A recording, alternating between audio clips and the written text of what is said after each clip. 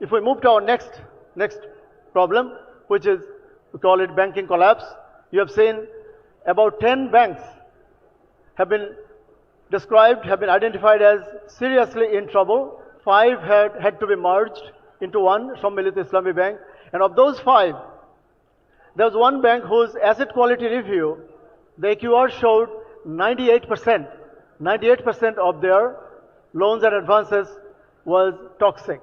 So if you cannot collect 98%, and most of them had 40%, 60%, 70 up to 98%. So the total non-performing loan, when the last government took power, was only 22,000 crore taka, 22,000 koti taka theke, ekhon eta 6,44,000 koti taka. So it has, you need to find a new, much wider scale of calculator to find it out.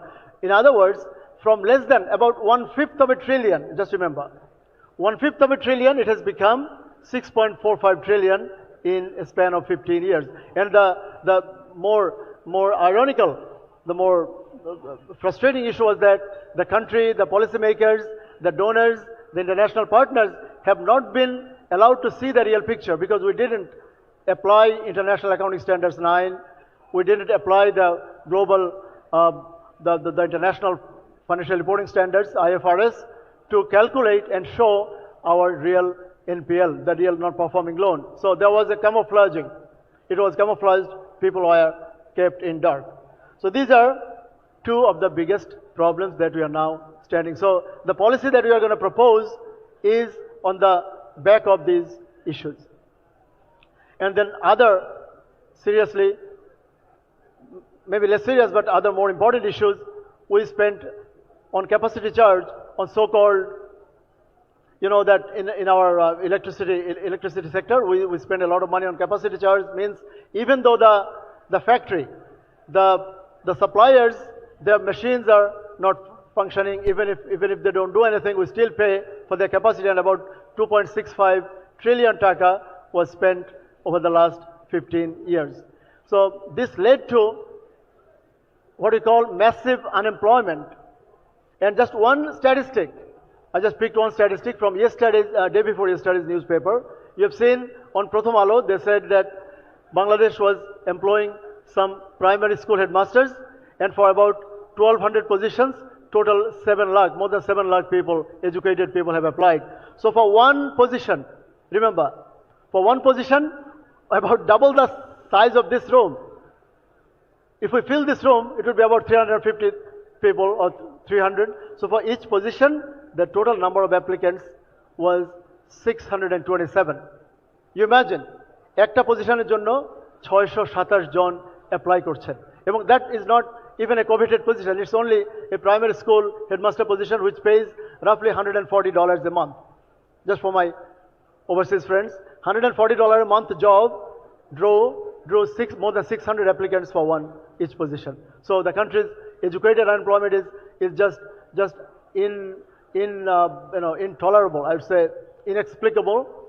National university graduates about 1 million graduates every year, and of which 600,000 become jobless. So recently, one of the vice chancellors, the National University VC, said that I'm proud to be the VC of the largest university of the world, but I'm also the VC of the largest unemployed producing factory in the world. And SOE losses, we have 49 state-owned enterprises. They have chronic losses. This is again another vexing, another pressing issue. SOE losses in just last fiscal year was more than 28,000 crore taka. Of course, not to mention the money laundering, 28 trillion taka, apparently, according to Dr. Devopriya's report, white paper, 28 lakh koti taka had been siphoned overseas. So the development philosophy, and I'd like to build on our previous presenter who gave an overarching development, the governance philosophy. So building on that, remember, anything that I'm going to propose over the next 10-15 minutes is contingent upon a success of a good governance, a governance with good governance, a governance based on meritocracy, a government who will be incorruptible, not only not corrupt, We're proposing a government which would be difficult to corrupt, incorruptible government. So if those assumptions hold, only under that scenario these policies could be implemented. So we assume, and not just assume, we promise an incorruptible government. We assume a welfare state, a growing, thriving, smart, but also welfare state, a state where the government, the state doesn't take their hands off the poor and the elderly. So we would like the government, the public institutions to hold hands to our orphans, to our weak and vulnerable, to those in disease, to the elderly and children and unemployed, of course. We're going to propose some smart solutions. We promise equitable, fast, as I said, growing and sustainable economy, because the current path is simply unsustainable. We're going to assure social justice and use Islamic finance tools. We're using Islamic finance institutions and instruments. We promise a digitalized economy, digital transactions. We're going to make the most use of all the digital tools available in the world and AI solutions for financial inclusion. So, of course, Mr. Alamgir has proposed an inclusive economy, inclusive growth. So to do that, you have to have complete, broader financial inclusion of everyone living in the country. The proposals are going to be business-friendly. You'll see how. Youth-friendly, women-friendly, environmentally friendly. It will be based on an exploitation or aimed at an exploitation-free society where poverty would be said goodbye, poverty would be sent on exile. So we'll not say zero poverty, but the government will try to reduce poverty to a more tolerable, reasonable level. And the long-term goal, of course, desire is to have zero poverty. We are also proposing a regionally balanced economy. As our previous speaker has said, that we propose 64 districts, all 64 districts to have 64 great towns, not just Dhaka and Chittagong, and 500 other towns around the country, involving all the upazilas, and inclusive and equitable growth that I already mentioned.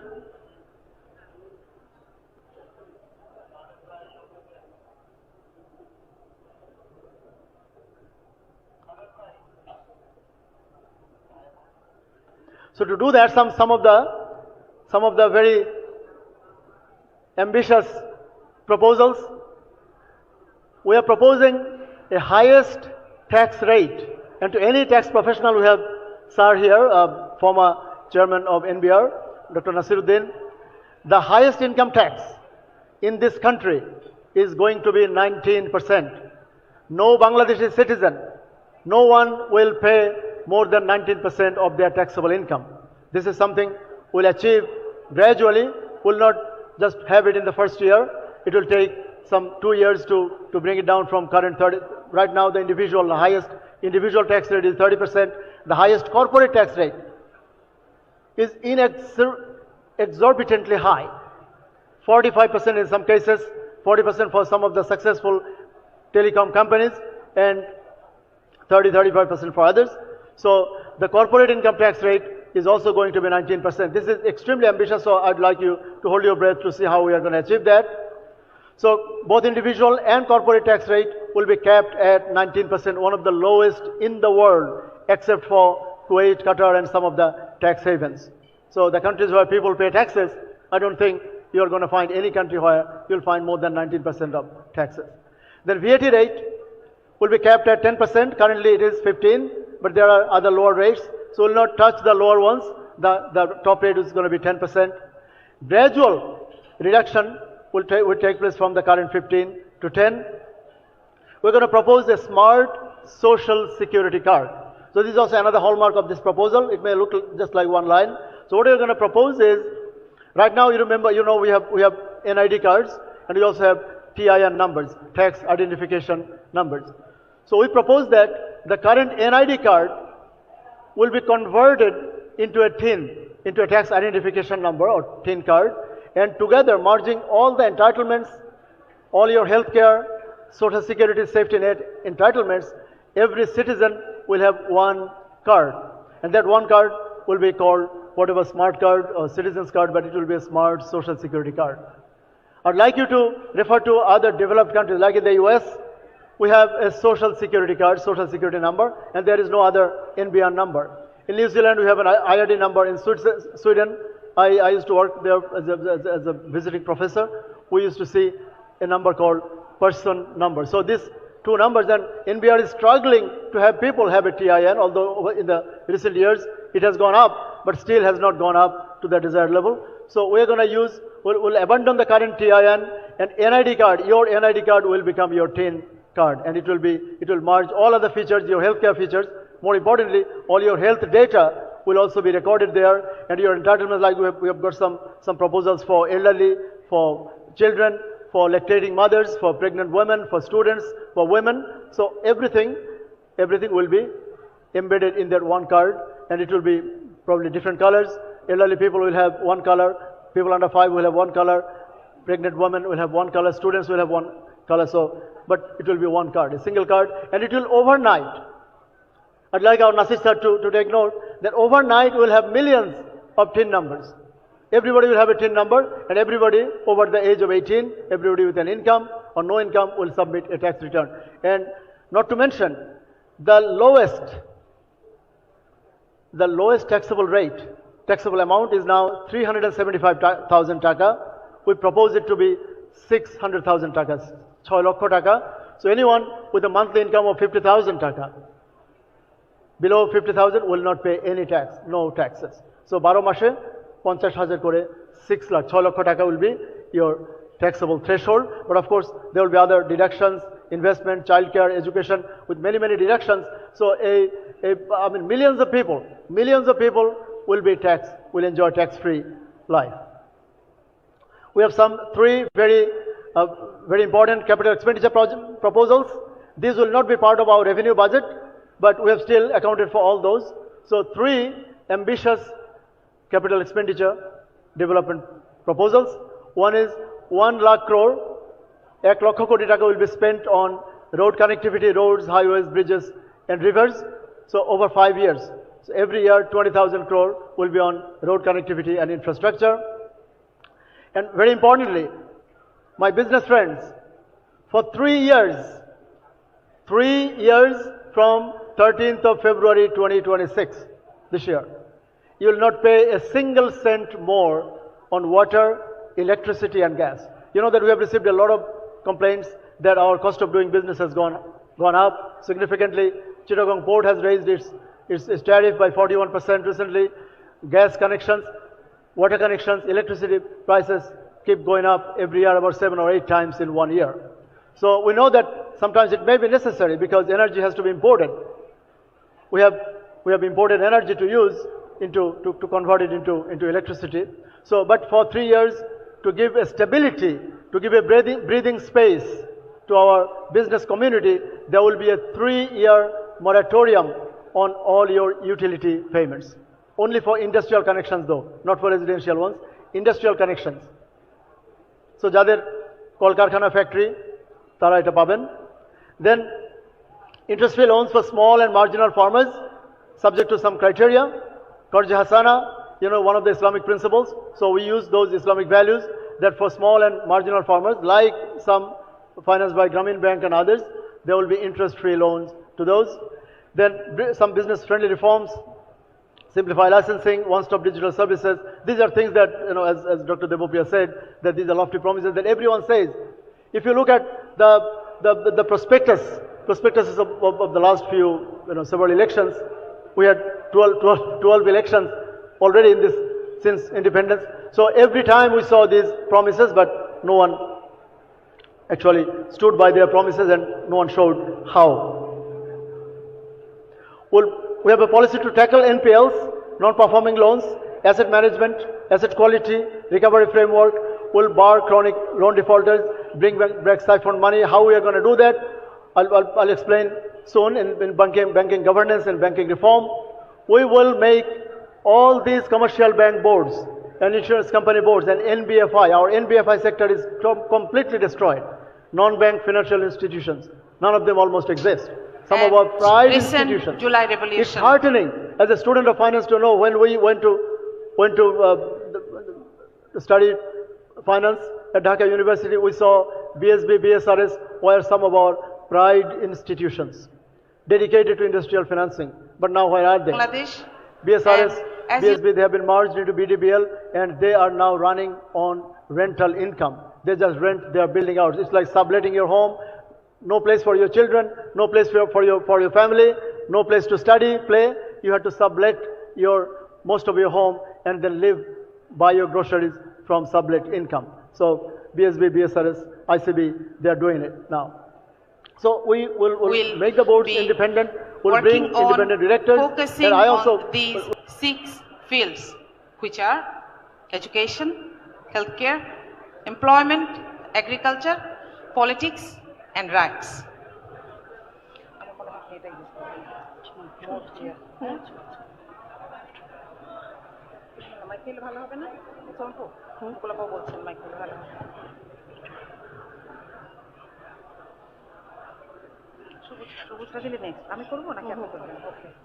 Our Prophet Muhammad ﷺ described that there will be one time when a woman can walk from Sana'a to Hyderabad without fearing anyone but Allah. Dear friends, this is our benchmark for Jamaat Islami, providing a clear and protective world for women. Guided by faith, these are the 4 areas that we will ensure: access, choice, participation, and protection. Let's see them in a bit detail. Next.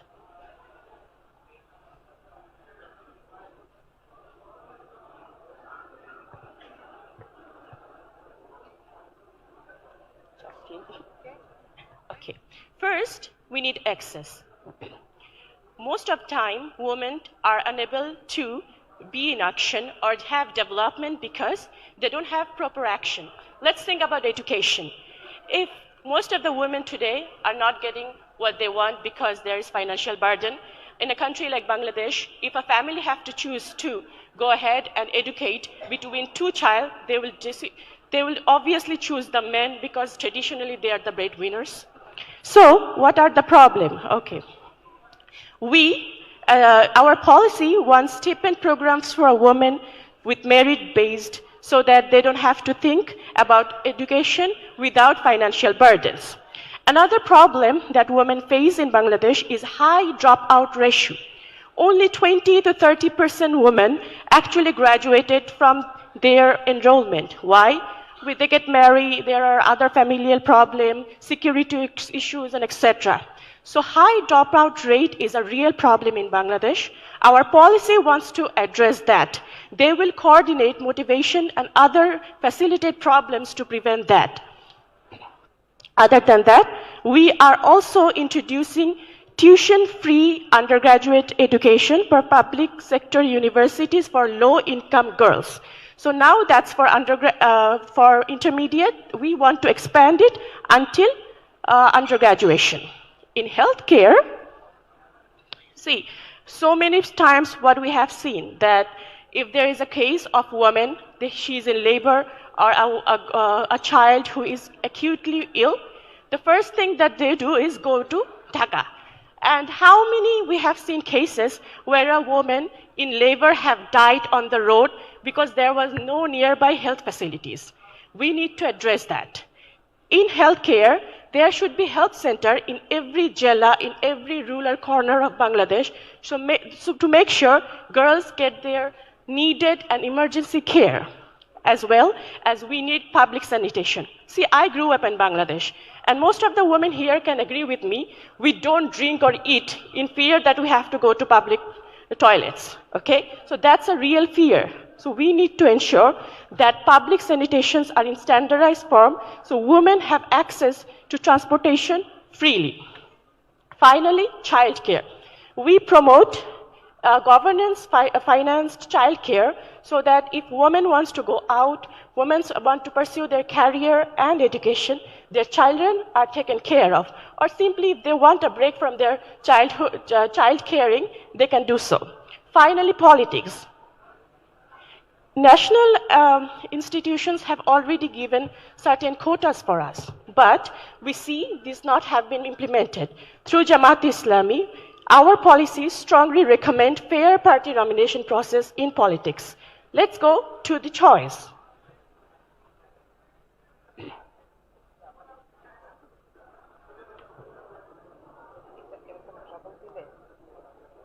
Okay, why does choice matter? See, one of the essential thing about freedom in political science is that you are free to choose.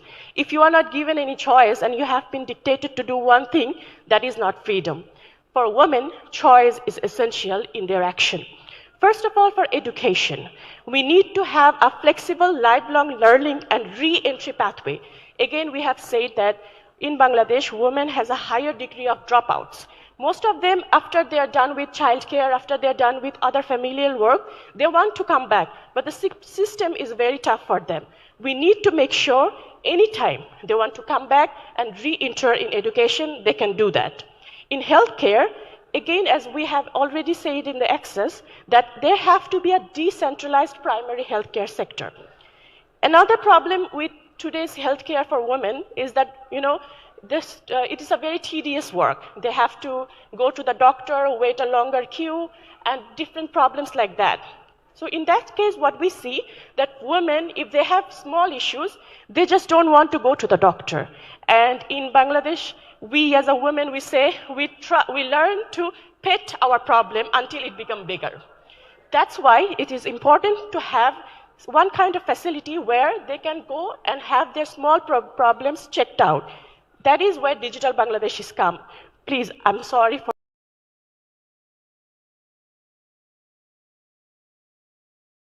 for using that word. Anyway, Digital Bangladesh is a Bangladesh for all of us. And here, digital health and telemedicine should be available, especially for women, so they can have their health checked within the comfort of their home. Here, another problem we have is we have traditional midwives who are essential, especially for women in rural areas. In developed countries, midwives are professionally acknowledged and skilled. But here, since we are not giving them professional acknowledgement, they have their independent practice, and we see a lot of more neonatal cases, neonatal death cases because of it. So our policy says we will be giving skilled midwives professional recognition. In employment, we will be also increasing the digital economy. 57% freelancers are girls in Bangladesh. So this is an important sector where we will be giving further care. Again, childcare should be available so that they can choose they want to take the care or not. Also, flexible working hour. This one is a heated one, right? But I, as a gender specialist, I have been working with women in Bangladesh, in Malaysia, in Western countries, and we have seen that most of the time, especially mothers, especially people who have other works and home, wants a flexible hour.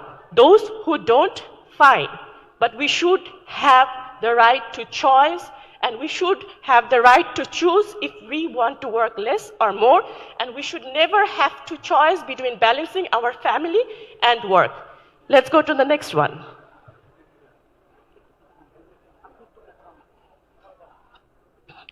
Participation. Choice is there, but if you're not taking the choice, if you're not participating, what's the issue of it? What's the use of it, right? Let's go to participation. In education, as we have already mentioned in other presentation, more women are enrolling than men. That's a good sign. The problem is it's certain areas, core issues or core subjects like STEM, women are participating less. So that is when we see IT or ICT sectors and we see less women, it has to start from education. If they're not in the education, how are they going to participate in other sectors if they're not educated in that field, right? That's why this policy promotes participation in STEM scholarships. Also in employment, even though there has been quotas and other things that has increased employment, we still see a lack of decision making and leadership roles of women. This policy implements and highly recommends decisionship and leadership positions for women in companies. In agriculture, 58% agriculture workers are women.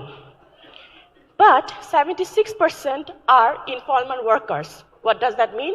They are not regarded as laborers. For farmers, most of the time, they are not regarded as farmers because usually farmers are thought as men.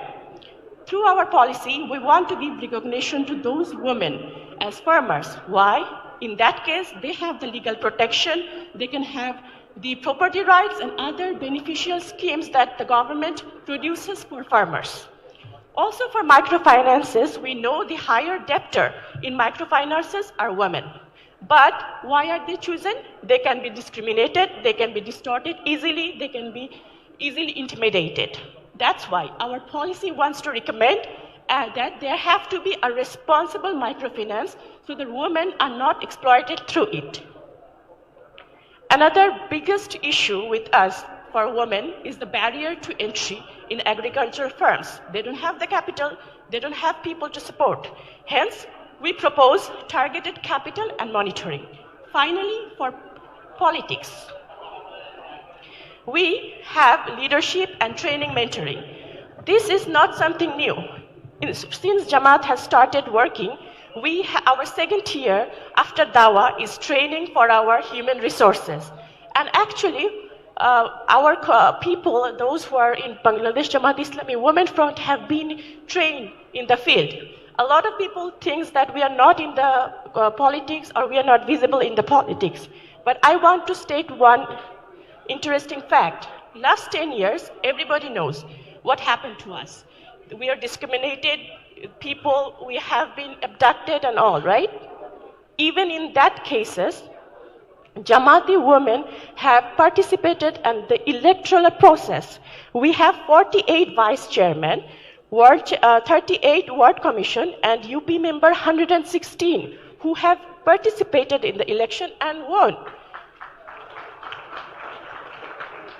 Those who won at this number, far more has participated, and we will make sure this is further reflected in our national policies. Thank you. Let's go to the final one. Protection. See, as a woman, and our religion also makes sure that we will fly, but we will give, our Qawwam will give us the protection so we can fly freely, right?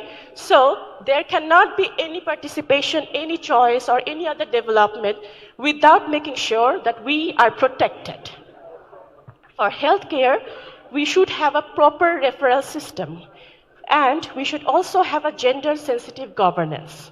For employment, we should have equal pay for equal work. If we're doing the equal work, we should be paid equally.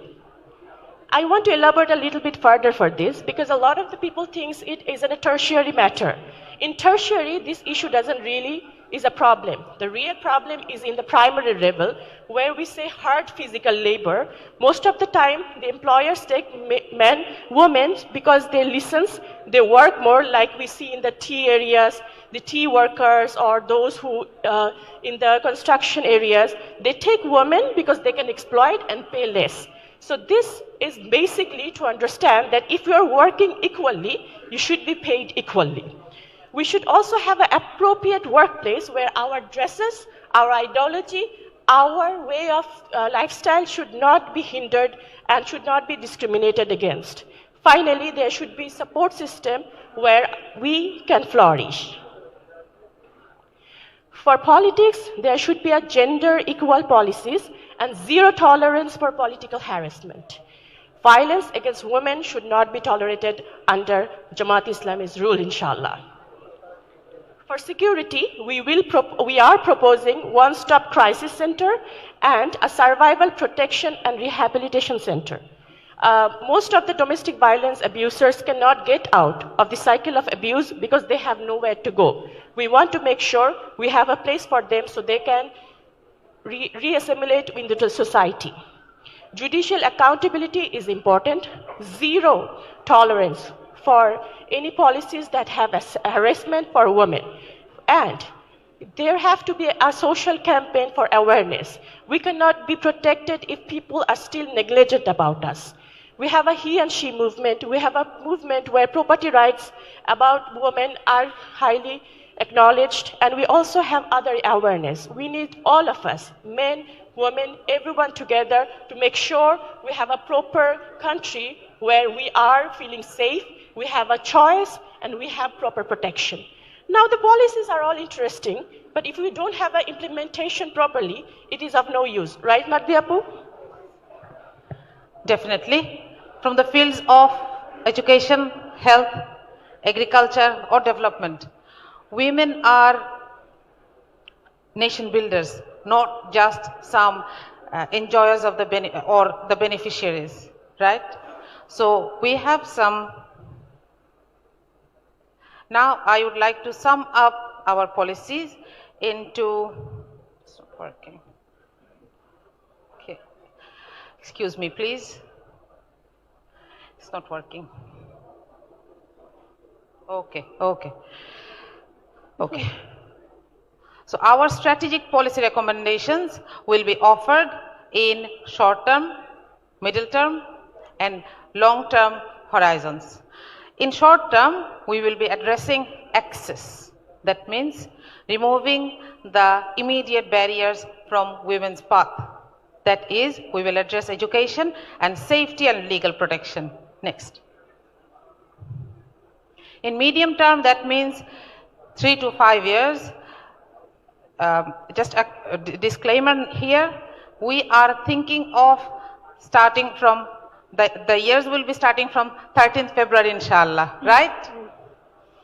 So these 3 to 5 years means, 2026 to 2031, right? So this 3 to 5 years plan will address, we are shifting here from only access to equity and safety, that is healthcare and family well-being and decent employment through safe workplace and economic participation. And the long-term plan.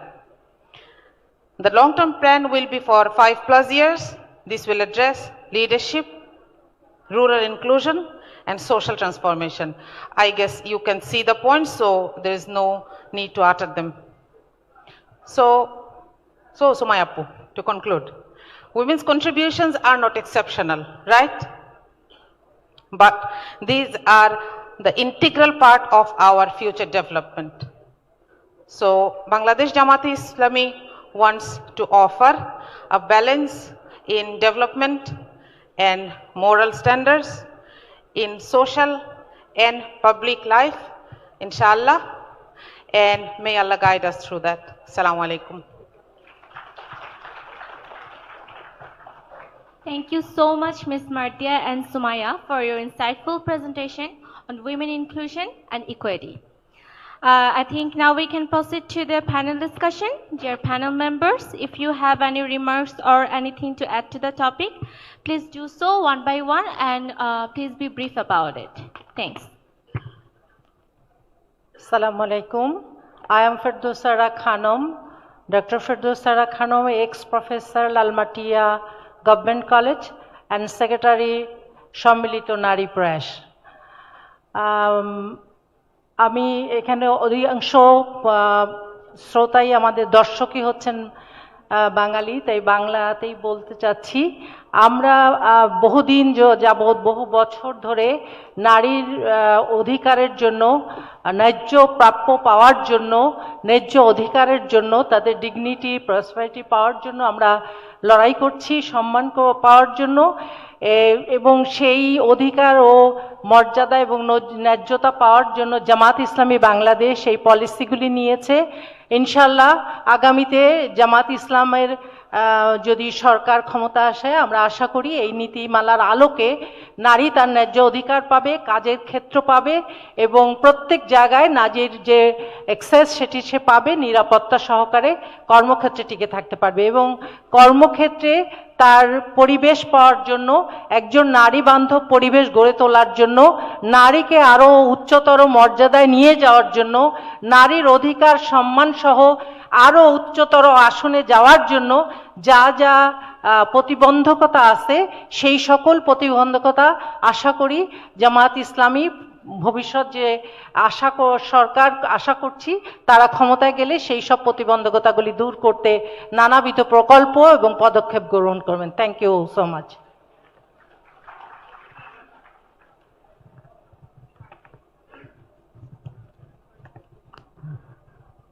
আসসালামু আলাইকুম রহমতুল্লাহ।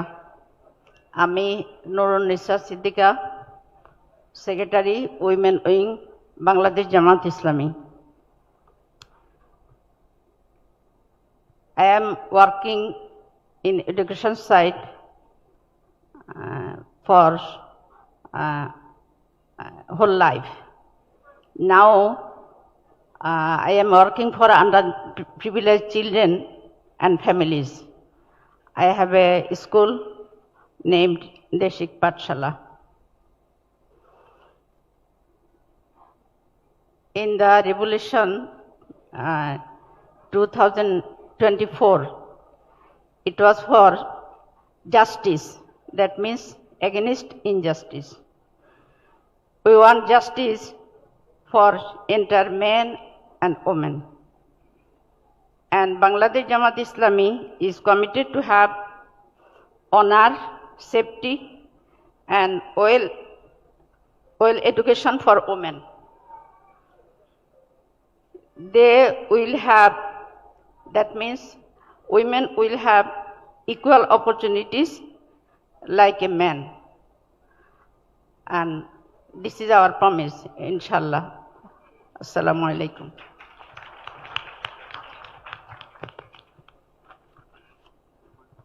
Assalamu alaikum, dear audience, respected audience.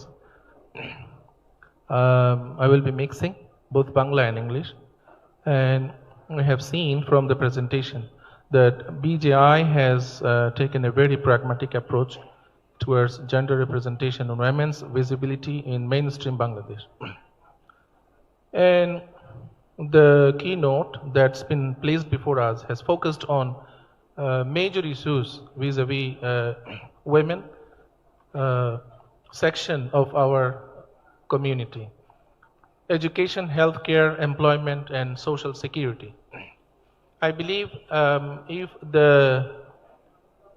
targets that have been set out by the organization BJI will emancipate women from different difficulties now they are facing. Jamaat has rightly pointed out that quality employment, leadership, decision making, asset ownership, personal security, and access to justice, largely due to long-standing weakness in governance and inconsistent implementation of existing policies. That's been rightly said by the presenter. Secondly, BJI has focused on another issue: women's active participation is vital for all sectors of the economy, driving export growth, reinforcing household income stability, and playing a key role in poverty reduction. Fantastic. And Jamaat has rightly pointed out that 72% women engaged in agriculture remains unpaid. It's a very vital issue. So Jamaat has focused on that as a very good approach.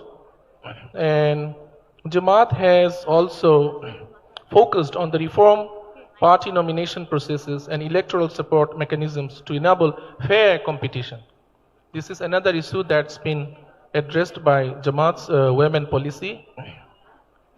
And the policy paper, the keynote that's been presented before us, has focused or indicated towards establishing a national, I think it's Jamaat's, one of the objectives of Jamaat's, National Women's Protection Task Force and expansion of one-stop crisis centers, victim support services, family counseling facilities nationwide, and then strengthening legal frameworks with first-track tribunals, legal aid, witness protection, and zero-time response mechanisms. This is another issue that is disturbing the entire mankind all over the world, and Bangladesh is not an exception. Bangladeshi experience is very cruel. So Jamaat's policy has rightly chosen that issue, and the keynote that has been placed has rightly focused on enforcement of equal pay at workplace safety, anti-harassment laws, and the formalization of informal sectors, expansion of childcare facilities, maternity protection, flexible working arrangements to support family responsibilities, including the shared caregiving role of men. I believe if these objectives are fulfilled, Bangladesh will be progressing day after day, inshallah. So thanks to our panel members. Okay, now I'd like to ask the audience for all the burning questions you have for our experts, because I know you have a lot of questions. Especially, I'd like to encourage our guests from European Union and the other women rights activists to proceed with their questions. If you have any questions, please raise your hands.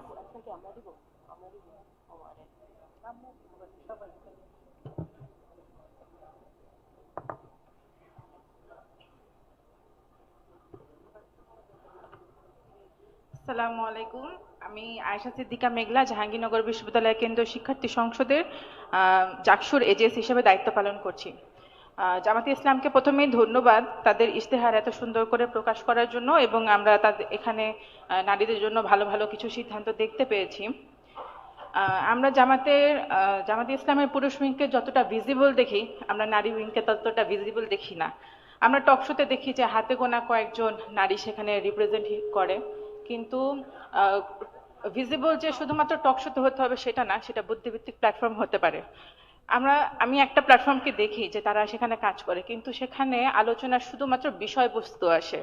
আমরা বিষয়বস্তু জানতে চাই না, আমরা তাদের আলোচনা জানতে চাই, আমরা জানতে চাই তারা কি কথা বলে। আমাদের দেশের 50% নারী, এবং জামাতে ইসলাম থেকে সংরক্ষিত আসনে নারী প্রতিনিধিরা আসবে। আমরা জানি না যে জামাতে ইসলামের নারীদের দেশ সম্পর্কে কি ভাবনা, দেশের বিভিন্ন সেক্টর সম্পর্কে কি ভাবনা। আমরা জানি না যারা পর্দা করে সেসব নারীদের নিয়ে তাদের কি ভাবনা, এবং যে সকল মুসলিম নারী পর্দা করে না তাদের নিয়ে কি ভাবনা। আমরা জানি না যে অমুসলিম নারী তাদের নিয়ে কি ভাবনা, এমনকি যারা নাস্তিক তাদের নিয়ে কি ভাবনা। আমরা জামাত ইসলামের নারীদেরকে শুধুমাত্র পোস্টার বিলির জন্য মাঠে দেখতে চাই না, আমরা তাদের বুদ্ধিভিত্তিক আলোচনা জানতে চাই, আমরা তাদের চিন্তা ভাবনা জানতে চাই। এবং একটি রাজনৈতিক দলের অর্ধেক অংশ অর্থাৎ ফিমেল উইং যখন এতটা অস্পষ্ট থাকে, অস্পষ্ট এই কারণে বললাম কারণ আমরা তাদের চিন্তা ভাবনা আমাদের সামনে আসে না। তো যখন তারা অস্পষ্ট থাকে তখন একজন ভোটার হিসেবে আমাদের সেই রাজনৈতিক সংগঠনকে ভোট দিতে হলে আমাদের সিদ্ধান্তহীনতায় ভুগতে হয়। ধন্যবাদ। Okay, I would like to take the opportunity to answer the question first, then I'll ask our panel members, inshallah. By policy, Jamaat is not against women participation. This is the baseline. But the context in Bangladesh did not let our men even to show up, right? In past years. But still, in past years, in parliament, we had representation. Sometimes 3, sometimes 2, we had female parliament members, right? And in past years, we had more than 100 Union Parishad members, with more than 30 vice chairmen, and we had more than 40 Upajala chairman, right? So, ward commissioner. Even in Dhaka city, we had 3 ward commissioners. These are the people who were elected, but the competitors were many, right? So we are not against women's participation. And inshallah, in coming days, it will be reflected more. I guess you are not happy. I guess you are happy. Inshallah. Any more questions, please? Madam, ekta microphone, please.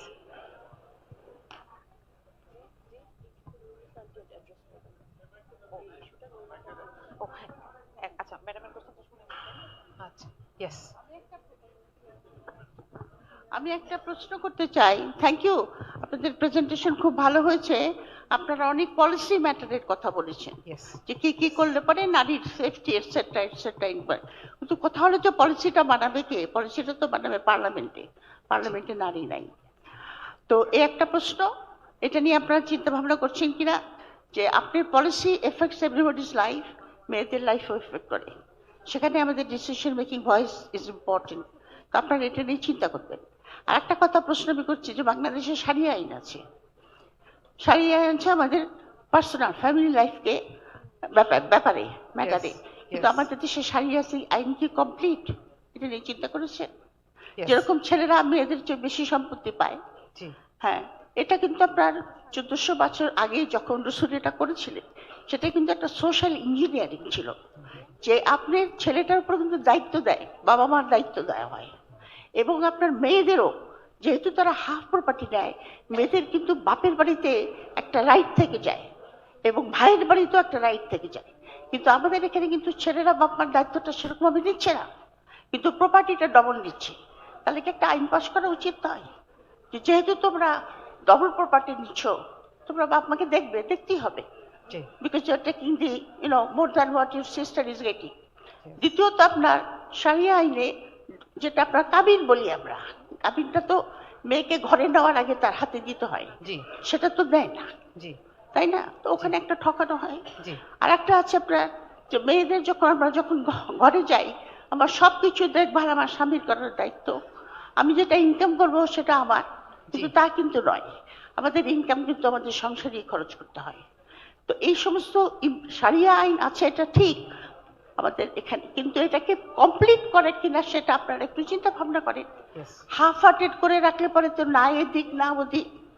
আর একটা প্রশ্ন হলো, যে জামায়াত ইসলাম কি হুদুদ আইন introduce করার চেষ্টা করছে বাংলাদেশে? করবে না, যেটা পাকিস্তানি করেছে। এটা একটু চিন্তা করে দেখে আমাদেরকে যদি জানান, আমরা ভোটার হিসেবে উপকৃত হব।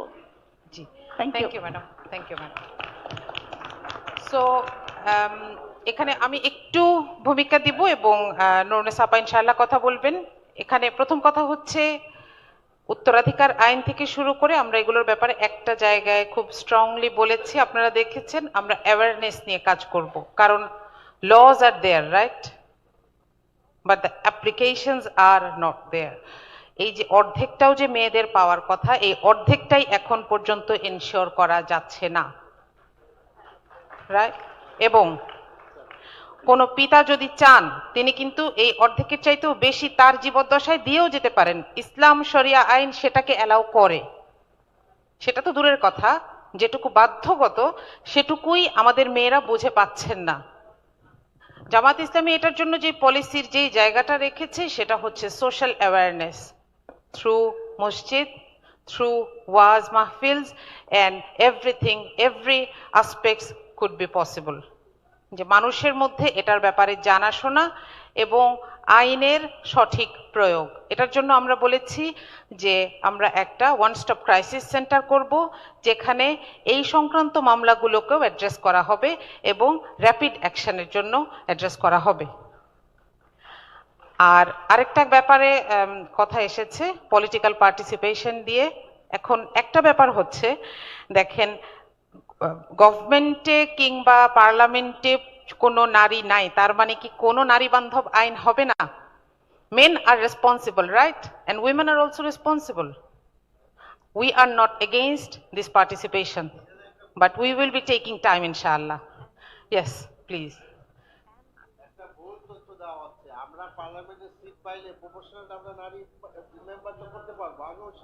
জি, আগেও ছিল। জি, এর সাথে সাথে প্রথমবার যখন আমি বলছি যে জামাত ইসলামী যে কটা পার্লামেন্টের সিট পাবে, সেই কটাতে আমরা যেটা মানে রিজার্ভ সিট, মেয়েদের উমেন সিট আমরা পাবো, রাইট? এবং এটা আগেও ছিল। আরেকটি কথা বলতে চাচ্ছি, যে বিএনপি যে বছর 200-এর উপরে আসন পেল, সে বছরও কিন্তু বিএনপির ইসে কোনো নারী ক্যান্ডিডেট ছিল না। আমাদের প্রতি আশাটা খুব সুন্দর, এই জন্য আমরা এনকারেজ করি, আমরা বলি যে আমাদেরকে সময় দেন, ইনশাল্লাহ আমরা নিয়ে আসবো।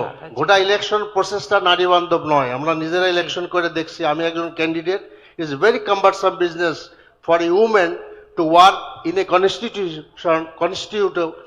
যেখানে 2টা থানা আছে এবং 20টারও বেশি বা 30টা মানে 25টা আপনার ইউনিয়ন, সব কিছু মিলে আমরা মনে করি যে আমরা সময় নিচ্ছি এবং ইনশাআল্লাহ আমরা আসবো। আর জি, থ্যাংক ইউ। তো এই কোয়েশ্চেনের আরেকটু উত্তর দেওয়ার জন্য আমরা একটু নুরুন্নেসা সিদ্দিকা আপার কাছে যেতে চাই।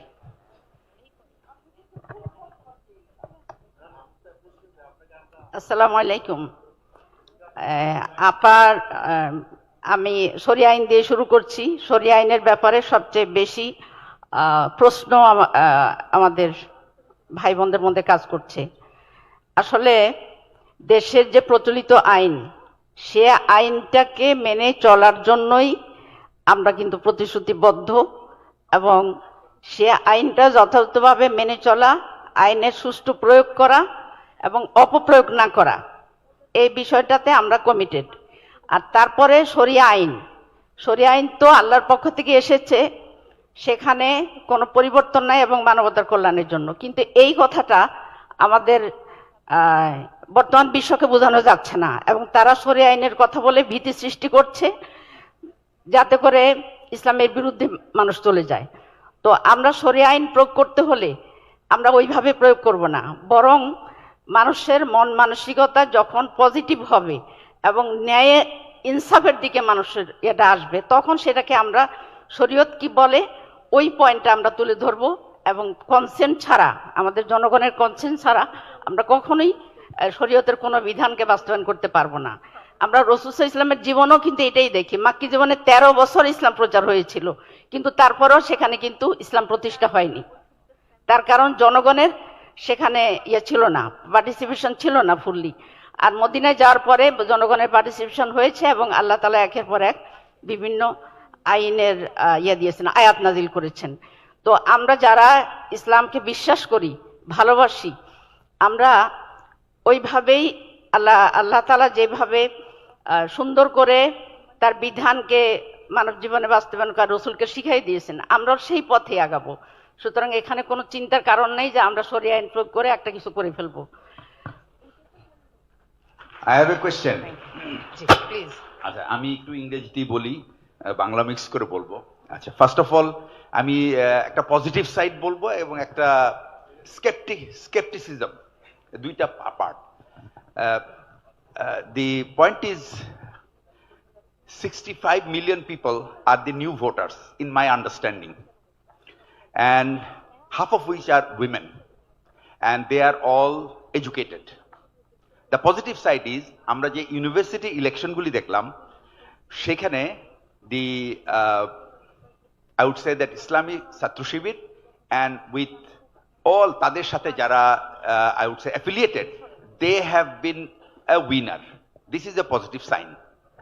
But there is a huge skepticism amongst these people who are not affiliated with Islamic ছাত্র শিবির or such political parties. Question is, all your policies can only be effective if you win the election. Our immediate goal is to get to the power.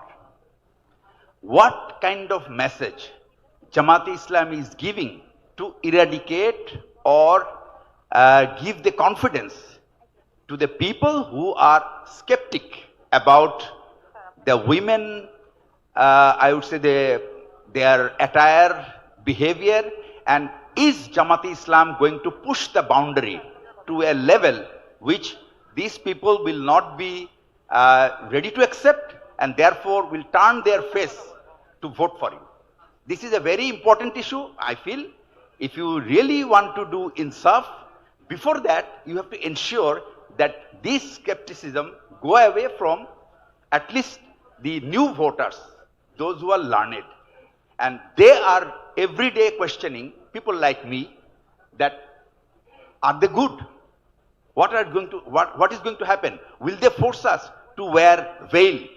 আমাদেরকে কি পর্দা বোরকা পড়তে বলবে? So এটা কিন্তু একটা খুব জেনারেল এবং খুবই কিন্তু একটা pertinent question. So I want a sort of very open and very frequent discussion on this, so that this skepticism gets away before the voting day. That's very important. Thank you so much. Yes, I guess you are right. Before taking another question, I would like to, yes? Is that a question? Is that a question? Can you please wait? 1 minute, please. You are right. We need to address this. Yeah, thank you. But Thank you for giving me the opportunity. Excuse me, sir. 1 minute, please. Before that, does responsibility is followed by power, or power is followed by responsibility? Right? So if I am not in good number in front of people, how do I show that who am I? Right? So I would like to go to Dr. Ferdowsa Khanum Bokul for the answer of this question. Thank you. যিনি এইমাত্র প্রশ্ন করলেন তাকে, উনি বলছেন যে আমরা এড়িয়ে যাচ্ছি। তো এইখানে আমি একটু ওই কথাটা মার্দিয়া মমতাজ শেয়ার করেছি, আমি আবার বলছি, বিগত 15-17 বছর পর্যন্ত আওয়ামী শাসন আমলের এই দুঃসহ নির্যাতনের সময়ও বাংলাদেশ জামাত ইসলামীর মহিলা বিভাগরা সরাসরি নির্বাচনে অংশগ্রহণ করেছে। আমি একটু তার তথ্যগুলি দিতে চাই। সেটা হচ্ছে, এই নির্বাচনে ভাইস চেয়ারম্যান হিসেবে সরাসরি নির্বাচনে অংশগ্রহণ করে নির্বাচিত হয়েছেন 48 জন মহিলা এবং তারা দায়িত্ব পালন করেছেন। কমিশনার হয়েছিলেন 38 জন মহিলা এবং ইউপি মেম্বার হিসাবে নির্বাচিত হয়েছিলেন 116 জন মহিলা। তো আমি বলতে চাই যে আমরা আসলে বিগত 16 বছর, আপনারা জানেন, আমরা এক জায়গায় বসে কথা বলতেও পারিনি, আমরা প্রকাশ্যে আসতে পারিনি, আমরা এই রাজনীতির যে প্রকাশ্য ময়দান সেখানে অংশগ্রহণ করতে জামাত ইসলাম পারেনি। তো ইনশাল্লাহ সামনের দিনগুলিতে জামাত ইসলাম সেই অংশটা নিবে। এবং আপনি নিজেই উল্লেখ করেছেন বিশ্ববিদ্যালয়ের কথা, সেখানে বিশ্ববিদ্যালয়ের ছাত্রী সংস্থা মেয়েরা অত্যন্ত দক্ষতার সাথে সেখানে অংশগ্রহণ করেছে, বিজয়ী হয়েছে, দায়িত্ব পালন করছে।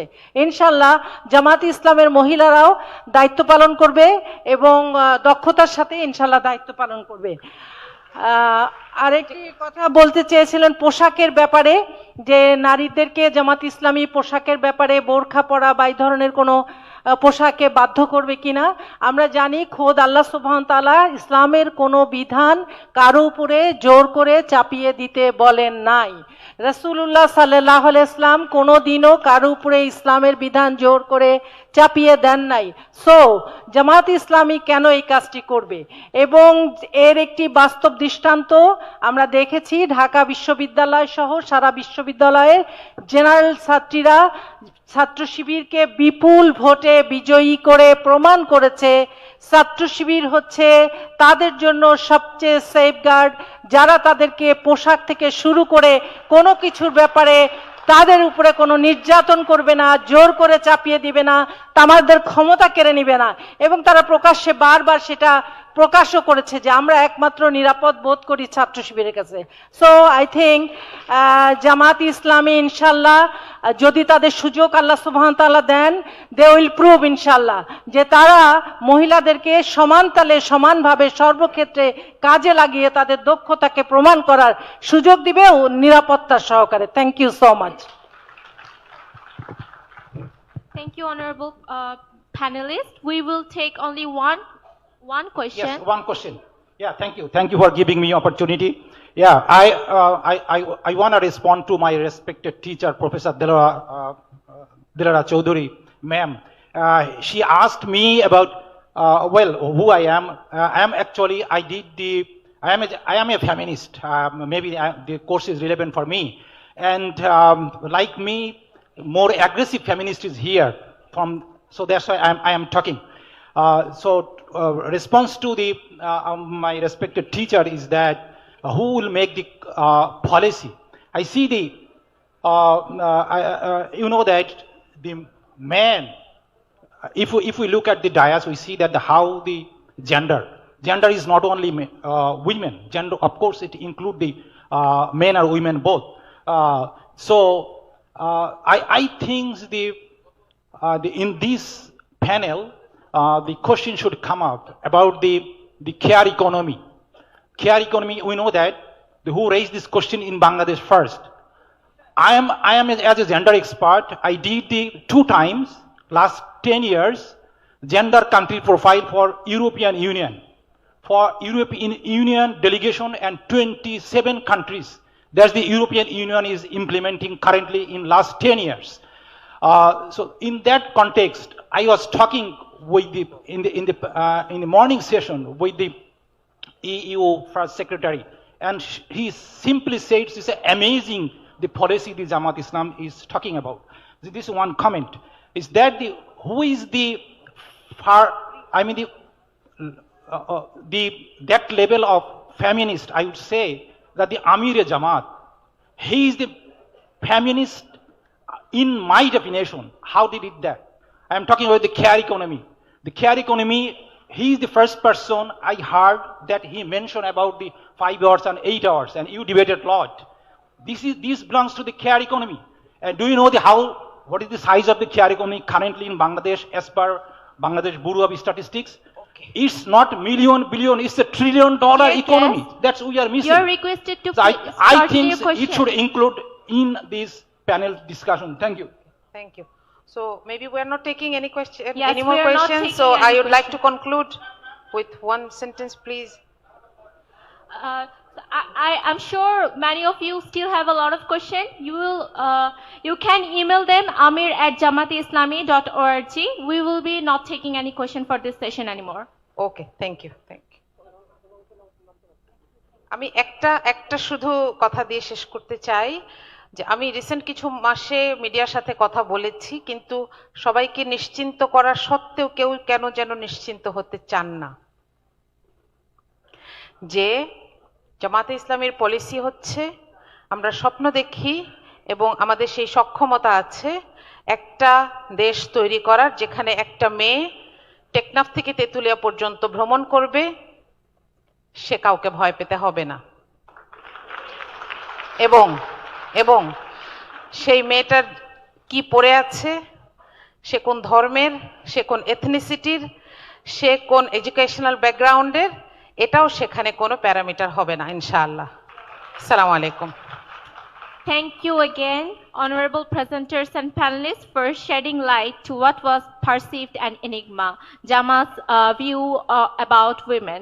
Thank you so much. We will now proceed to our next session. Thank you. Thank you very much, our honorable panelist and keynote speaker. Now, without any break, we'd like to move on to the next session as we have some time constraints. So without any break, we'd like to move on to the next session. You know, education means the foundation of national transformation. And this session focuses on education for the future, policy for change, and for having a discussion about this very topic. The discussants are Professor Dr. Mokaram Hussain, who will be the keynote speaker of this policy presentation, Professor Swansea University, UK, Colonel retired Abdul Batin, former principal, Cantonment Public School and College, MP candidate Dhaka 16, Dr. K.M. Kabirul Islam, former senior secretary, Madrasa and Technical Education Division, Ministry of Education, Professor Dr. Jubair Muhammad Ihsanul Haq, Chairman, Department of Arabic, University of Dhaka, Professor Dr. Shakhawat Zaman, Chairman, Department of Tripoli, Uttara University, Dhaka, and Mohsina Mumtaz Maria, Vice Principal, Everest International School. I'd like to request all the panel members and keynote speaker to have their seats on the stage. Please, a big round of applause for the panel members and keynote speakers. Now I'd like to, invite Professor Dr. Mokaram Hussain to deliver his presentation about education for the future, policy for change. Respected ladies and gentlemen, dear guests, as it is already mentioned, I am Mokaram Hussain, professor in Swansea University from UK, and I would like to talk about the education policy of Bangladesh Jamaat Islami. And that will be inclusive and holistic, and that will produce globally competitive citizens. the question is why we would like to talk about the education policy. Well, let's go back to our childhood. We know education is the backbone of a nation. It reflects the very simple sentence, if the backbone of a person is weak, it will affect the whole body, right? And exactly it is happening for Bangladesh. I mean, we have very, very fragile education system, outdated, I should say. And that result, the weak economy, very poor economy, low innovation, no contribution. I mean, we are one of the least innovative nations in the world, right? It's already in the data. And we have been actually sending or producing very, very large number of unskilled labor. And all are the parameters as a result of very, very outdated education system. Let me give you one very simple example. If you go to Gulf countries, in the airport, you will see there is a staff who is selling papers and the chocolate and so on in departmental store. He can speak English. And this person is from Philippines or Kerala or India, right? And in the same department store, there is another staff who is doing the cleaning job. And the salary difference is 3 times. The guy who knows a little bit English is getting at least 1,000 pound or dollar, and the guy who is doing the cleaning job is from Bangladesh, is getting only 200 to 300 pound per month, right? But you can, if you identify the problem, these 2 guys are more or less are from same education background. The difference is here is the language proficiency. That means our education can develop a set of manpower with high language proficiency, right? So I would like to show you the policy that Jamaat is going to launch that will address this problem. Okay, this is the outline of my talk. First of all, I would like to show you some challenges that we identified that the education sector in Bangladesh has been facing in last several decades. And that will be followed by some policy recommendations. And then if we can implement these policies, we'll have some short-term and long-term outcomes. And we have a framework to implement these policies. We have action plan. And then at the end, we have evaluation strategy and to revise our policies if we are power in the next time and so on. So first of all, for every policy there should be a vision. And what is the vision for our education policy? The vision is we want to propose a holistic education system. What does it mean? It means it will be based on faith, ethics, that will come from our religious values, whatever you are Muslims or Hindus or Christian, doesn't matter. It will come from our religious or faith values. It will include all the cutting edge technologies, for example, AI, innovation, digitalizations, and it will also incorporate the sustainability goals, that is inclusive, equity, and quality. If we can incorporate all these necessary ingredients at the end, we will have ethically sound, skilled, and globally competent citizens. That is our ultimate target. So, first of all, let me give you a couple of ideas. What are the key challenges that our education system is facing?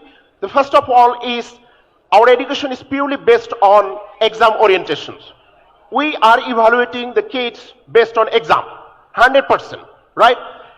And memorizations from kindergarten to the graduate level, in all sectors, in all steps, we are master of memorizations. We're doing the exams in BCS, it's based on memorizations, right? So we want to change these policies to more creative, and it's not only memorizations, it's less focus on skills and some values and attitudes, and very low in creativity and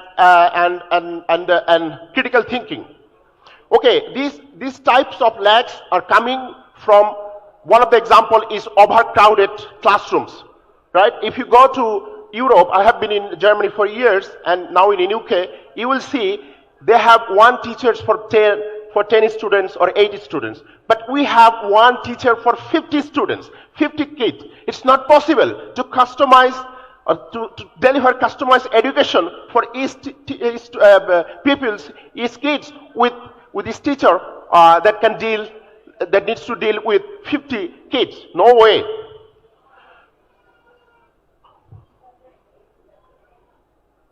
So there's more problem. As I already mentioned, we have very, very outdated pedagogy. That means we are having the examples that we are producing in last 30 years and 40 years. We have very, very less training for our teachers. We don't have continuous professional developments that I will talk about. We have very high number enrollment in primary education, but the outcome is very low. I mean, if you can test a kids who pass just class 5, then you will see he hardly can write correctly or read correctly or other digital skill, for example, maths and so on. We have very low communications or engagement with the community. For example, I mean, we have hardly interaction between the teachers and the parents and the community leaders and so on. At the end, what is happening? You know, there are several studies published by different organizations that our students who are in level 11 or 12 are getting the same amount of education background with class 7 in developed countries. So your students of level 11 equivalent to the students or the peoples in UK or Germany of 7. So you can see the disparity. So you can't compete with them, right? There's no way. So, and this is coming from financing gap. So we are investing very, very least amount of our GDP in education. So currently it's with corruptions, it's maybe 1.5%. But as the UNESCO is suggesting, it should be 4 to 6%. So we have to enhance the budget as well. And what is happening as a result of this lack of funding is less infrastructure. I know my friend Dr. Alongir will say, okay, infrastructure is not a big issue, but it's an issue because the country like in the UK or in Germany, they have interactive classroom, they have digital classroom. You don't have anything, you don't have any science lab in your secondary school. How you can teach science without science lab, right? So you need to invest money in infrastructure, you need to invest on teacher. We have to attract the brightest mind in our teaching profession. So we are having the quality of less teachers, right? So we need to invest money here, and we have to invest money in research and innovation. So we are going to propose 5 policy recommendations. The first of all will be the formation of a permanent education team, followed by the curriculum modernization and streamlining of our different education sector. We have government education sector, we have private, we have COMI, we have ALIA, we have English, and so on. So we have to streamline at a certain level. We have to enhance the status of the teachers, and we have to make sure the welfare of our teachers as well. And then we have to invest on higher education, especially the university level. And finally, we need to form a national research council that will deal with the innovation and research, fundamental research, to enhance our economy from labor-based to knowledge-based. The first recommendation is forming a permanent and independent. It's not formed by the party cadre. It should be independent, forming or taking the expert from different fields. They will be really expert in that field. It's not that you are collecting some of your party cadres. And they will review the previous policies, and they will ensure that, okay, our education curriculum will align with SDG principle and the demand for labor market. We have to focus where we have labor shortage, where we need the market, right? Market demand. And we have to, of course, incorporate other skills, for example, AI, robotics, and automation. The second recommendation will be upgrading our curriculum. We have to upgrade our curriculum from primary school to secondary school and even university level. And the second task will be to propose a unified system, Unified means we want to propose some basic subject for students up to grade 8. After grade 8, you can diversify. You can go to religious educations, you can go to science, you can go to normal educations, you can go to skill or vocational training. In all cases, we will embed some basic skills, for example, digital literacy, soft skill, and creativity. One of the primary target of our education policy will be to enhance our madrasa education so that we can create world-class Islamic scholars. We don't have much world-class Islamic scholar from Bangladesh, right? So we need to create them as well through this, or we need to produce them through this curriculum. But that will be at least our vision. We need to, of course, pay attention to the teachers' welfare, and they're enhancing their salary structure. And the recruitment should be based on purely on merits, not political affiliations. So that will be our key target in this education policy. And then we have to also follow the same enhanced structure for university level and the private university. So let's talk about the higher education sector. We have the UGC, now it's called HEC, Higher Education Council or Commissions. That should be a world-class body that will incorporate A2I supported university labs, upgrading the university labs, curriculums and digitalization and so on. And we need accreditation from the world bodies as well. We need to ensure safe and inclusive campuses. So again, I would like to talk a little bit more on higher education sector. The skill sets that I am talking about, the digitalization, communication skill. Why I'm talking about communication skill? I was presenting for the first time when I was a PhD student. There was no system, then I should present something in front, at that time, in front of my teachers and so on, friends, right? So we need to enhance this type of skill in university level as well. We are thinking to propose some universities that are purely focused on technical subjects, engineering and so on, and science, and then separating from general science. And then we need to provide, as Professor Wanisur Kurum already mentioned, we have some scheme for providing interest-free loans and more scholarships and so on. And higher education, we need to focus the career counseling. We don't have any mechanism built in within our university system that should provide the career counseling. We don't have at all. We are taking the support from some private sectors and so on. So we need to think about it. And again, I would like to talk about a little bit more on the higher education sector. As I already mentioned, it is due to the language proficiency, right? And the first of all, we need to focus on English, right? So the guy from India are undergraduate, but he can speak more or less in communicative language, in communicative English, but our graduate can't. So we need to identify these issues. And we need to focus other foreign languages like Chinese or Mandarin and the French and so on to enhance our marketability and to expand our market sector. We need to promote industry, academic collaborations and international collaborations. So our industry should fund more innovations, so they will have more IPs and so on and so forth. And as Professor Wallace already mentioned, we will have couple of schemes for high performance in their respective departments and fields.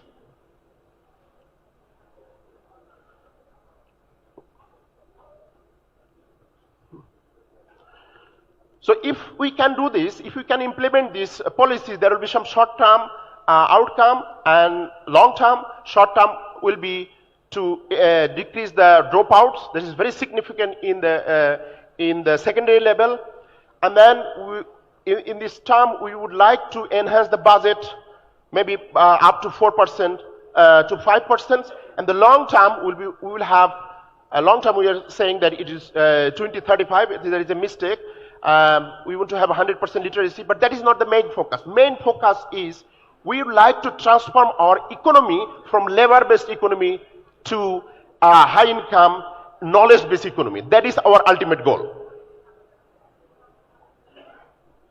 So where the money will come for more funding from National Revenue, PPP, Annual Development Program, and with the support of our partners. And currently, I should say, maybe we have maximum 10% of our national budget, but that should be increased. And that we would also like to enhance the budget from the according to the GDP.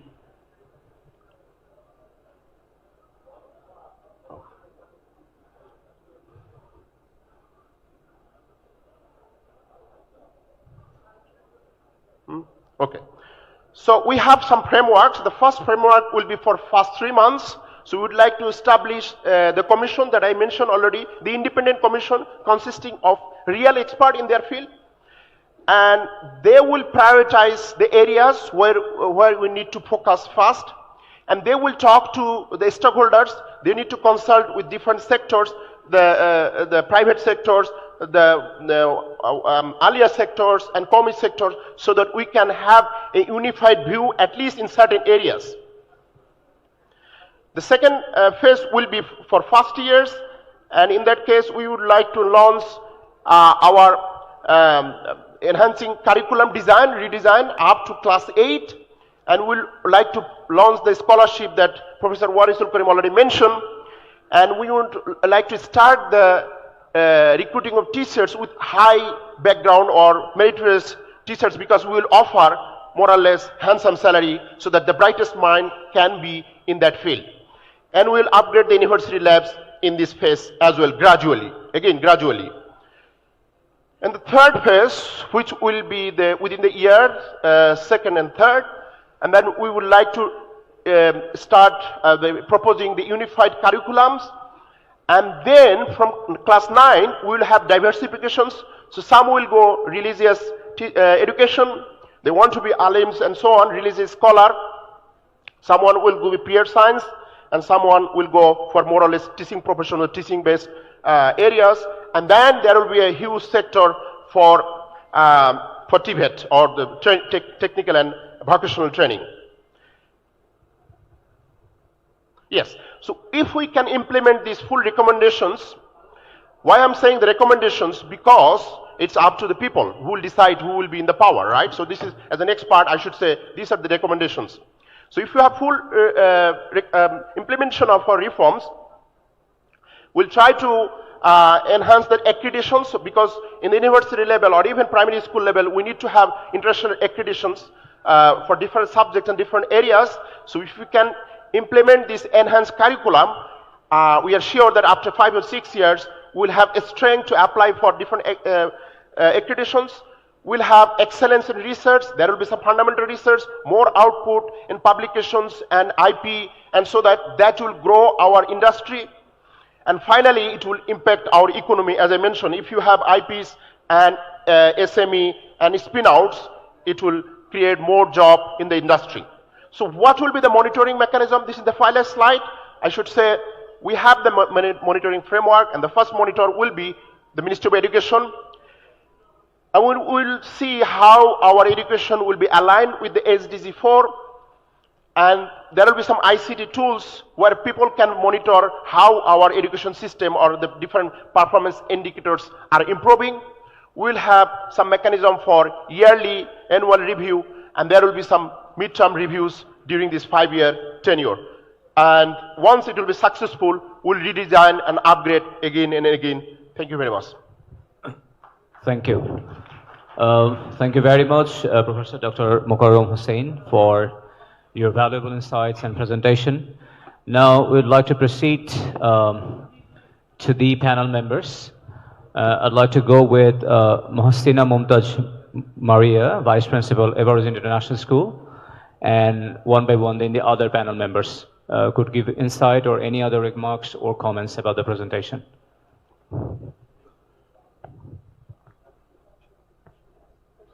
No, just introduce it quickly. Assalamu alaikum. I'm Mohsina Mumtaj Maria, working in a private English medium and Islamic school. I have been working there as a vice principal. Introduction? Just introduction. My name is Colonel Muhammad Abdul Batin, retired. I am an officer from Army Education Corps and I have done my post-graduation from Rajshahi Vishwavidyalaya. We'll be happy to get some remarks from you within very short time. We just don't want to know the introduction. As we have heard from the presentation, Bangladesh Jamaat Islami want to produce morally and ethically sound, competent, educated people who can compete in home and abroad in the job market. Thank you. Thank you.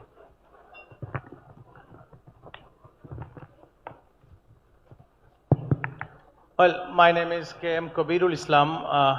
I'm a bureaucrat and I have just retired from Ministry of Education as Senior Secretary, Technical and Madrasa Education Division.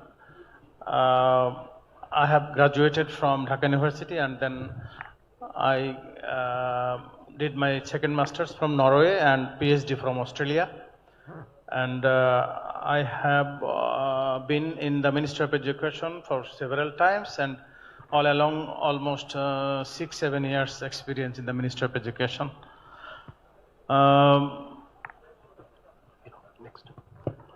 Okay, that's all about my introduction. If I get chance, then I'll say something later on. Yeah. Professor Jubair Muhammad Ehsanul Haq, Chairman, Department of Arabic, University of Dhaka.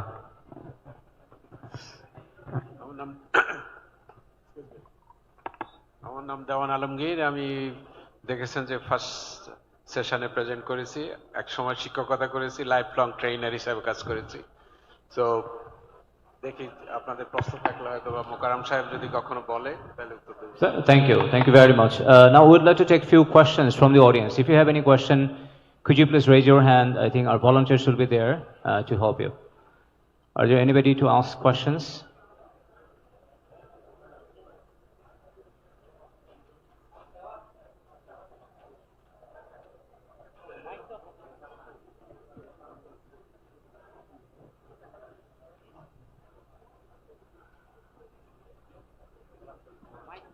ধন্যবাদ।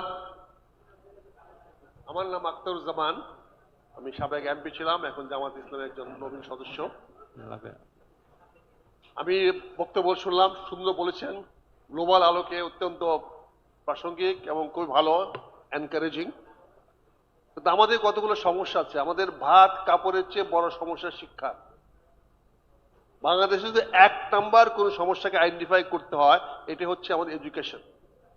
আমাদের কোনো লেভেলে, Dhaka university নিয়ে আমার গ্রামের primary স্কুলে কোথাও proper শিক্ষা হচ্ছে না। এখানে প্লান্টের শিক্ষা হচ্ছে। 5-6 জন ছেলেকে ফার্স্ট ক্লাস পাওয়া দিতে হবে, তার শিক্ষা হচ্ছে। 1 থেকে 2-তে 2টা ছেলেকে পাস করা দিতে হবে, তার শিক্ষা হচ্ছে। জিপিএ 5 পাওয়া দিতে হবে 50টা ছেলেকে, তার শিক্ষা হচ্ছে। কিন্তু ওভারঅল কোনো শিক্ষা হচ্ছে না। কোচিং সেন্টার চলতেছে লাগাতার, যেভাবে খুশিভাবে। এমন কোনো প্রায় শিক্ষক নাই যারা কোনো না কোনোভাবে ডাইরেক্টলি ইনডাইরেক্টলি কোচিং সেন্টারের সঙ্গে জড়িত নয়। গ্রামের 80% প্রাইমারি স্কুলের টিচাররা বাই রোটেশনে ক্লাস নেয়। তারা রেগুলার ক্লাসে যায় না, সপ্তাহে 5 দিনও যায় না তারা ক্লাসে। তাদেরকে অ্যাকশন নেওয়ার কিছু নাই, কারণ তারা সরকারি চাকরি করে। আমার বিনীত অনুরোধ, 2টা পয়েন্ট এখানে মানতে চাই। একটা হলো এই শিক্ষা দেওয়ার কারণে আজকে আমরা দুজনে এমপ্লয়েড হয়ে যাচ্ছি, স্বামী এবং স্ত্রী দুজনে চাকরি করতে গিয়ে আমি সবচেয়ে বেশি টর্চার করতেছি আমার ছোট বাচ্চাটিকে। আমার শিশুটির টর্চার হচ্ছে, তার অধিকার থেকে সে বঞ্চিত হচ্ছে। স্বামী এবং স্ত্রী দুজনের বেতন দিয়ে এখন আমার সংসার বলতে পারি না। এই যে অর্থনৈতিক অবস্থা, আমাদেরকে ডিসাইড করতে হবে আমরা কি আমার জন্য চাকরি করব, শিক্ষা করব, না আমাদের চিলড্রেনের জন্য শিক্ষাটা করব। আমাদের দুজন থেকে একজনকে ঘরে ফিরে যেতে হবে। পুরুষ যান আর মহিলা যান, 2 জন এট এ টাইম বাইরে চাকরি করতে পারবেন না। একে তো চাকরির উপরে চাপ সৃষ্টি করতেছেন, লেখাপড়া করে চাকরি বেকারত্ব করতেছেন, 2 জনে মিলে একসঙ্গে চালাতে পারেন না। আর আমার শিশু বাচ্চাটিকে ভুয়ার ল্যাঙ্গুয়েজ শিখতেছে। সে বাংলা শিখে না, ইংরেজি শিখে না, ফিলিপাইন ইংলিশ না, সে ভুয়ার ল্যাঙ্গুয়েজ শিখে। কারণ সে বুয়া তাকে যেভাবে প্রতিপালন করছে সেইভাবে সে প্রতিপালিত হচ্ছে, সে বুয়া যেভাবে তাকে ডাকতে সেভাবে হচ্ছে। আপনারা উচ্চ শিক্ষিত মানুষ, টপ লেভেলের স্যার আছেন, আলমগীর স্যার আছেন, আপনারা আছেন, এই বিষয়টি করেন। আমাদের জাতি ধ্বংস হয়ে যাচ্ছে। আমরা এখানে শিক্ষাত সন্তান তার পিতা মাতার কেয়ার নেয় না। ইসলামিক কথা বললে কি হবে, বিয়েটা করেই বাপের বাড়ি ছাইড়া দেয়, মেয়ে ছাইড়া দেয়। বিদেশে ছেলেটা যায় টাকা পাঠায় স্ত্রীর কাছে, স্ত্রী চলে যায় শহরে, শাশুড়ি পড়ে থাকে গ্রামের বাড়িতে। গ্রামগুলো যান, গিয়া দেখেন গ্রামের কি অবস্থা। সেখানে বাবা মা স্ত্রীকে বা ছেলে কিছু বলতে পারে না, কারণ টাকাটা এখানে আসে। কাজে এই প্রাইমারি এডুকেশন এবং জেনারেল এডুকেশন, আমরা উচ্চ শিক্ষার দরকার আছে কিনা নাই জানি না, কারণ এত ডক্টর পিএইচডি আমরা কি করব? আমাদের দেশে রিসার্চ ল্যাবরেটরি নাই। আমাদের যে রিসার্চ সেন্টার আছে সেখানে চুলা বানায়, সেখানে চুলা দিয়ে কেমনে আগুন জ্বালানো হয় সেটা আমাদের সায়েন্স ল্যাবরেটরিতে শিখতে হয়। আমরা কিন্তু অন্য কিছু পাই না, জেট শিক্ষা পাই না, কিছু মনে করেন না। কাজে আমরা চাই প্রাইমারি এডুকেশনটাকে কিভাবে আপডেট করা যাবে, আর দেশে কোচিং সেন্টার কি বন্ধ করা যাবে, এইটা জামাতের কোনো প্রোগ্রাম আছে কিনা? ধন্যবাদ। So first of all, I would like to say that the point that you mentioned about the absence of the primary teachers, because they are fully paid by the government, right? So the first of all, we would like to have some digitalization, so they have to prove that they are present in the class. So I would like, I'm not interested to say details here, but we have a specific plan to introduce some digital acknowledgement so that we can identify they're in the class or not, how many hours and so on. So we will do that. And second thing is, I mean, the salary is also an issue, right? You cannot deny that the teachers with graduation from Dhaka University are getting 20,000 or 30,000. It's not enough. So they need to look for alternative sources from agriculture and the private tuition or something like this, or the tuition in the best. So if we can enhance a little bit, and if we impose some more efficient tracking system, I think this problem will be largely solved. And it's not in the primary sector. I mean, it's partly due to the motivation. We need to have some motivational program from national level, so why they should be here, and it's coming from our negligence and corrupt mindset as well. So I mean, it will be a gradually process, right? So we need to, as I mentioned, one of the core principle of our education is to enhance our ethics and the values and so on. So if we can combine all this, there will be some imposed tracking system and enhanced morality, enhanced salary. I think it will be improved significantly in 5 years. Thank you, thank you. We'd like to take just 2 more questions. One from here. Excuse me, I just can you want please to add. Here. Excuse me, I just want to add something with him. I like to echo with the veteran businessman, Mr. Abdul Haq. He said that we need to rebuild everything. I want to echo with this comment, because the education system is destroyed purposefully. Exactly. Before 2008, the system was not up to the mark, but it worked a bit. But from 2009, when the GPS system was, fabricated, it starts the damage. So it is destroyed. So we have to actually overhaul the system. We cannot repair. Actually, we cannot repair. So you are rightly mentioned that if we want to become a prosperous and humanitarian country, we actually need to reform or overhaul the system, and including your concerns. Thank you. Thank you very much. Hello. We'd like to take one more question from here. Yeah. My question is that we know that 5th grade student in our country cannot read 3rd grade text. How it is possible? Cannot a master degree holder teacher teach primary student? What is the problem? If teaching method is not innovative, how learning method can be effective? So we have to improve. How we can improve teaching method as well as learning method. It's basic problem. Curriculum is not a basic problem. Problem is teaching method and learning method. Yeah, we fully agree with you. I mean, it's not only one-time training. We should have, I already mentioned, for each teacher should attend the training every year or even 6 months. So they might forget many points.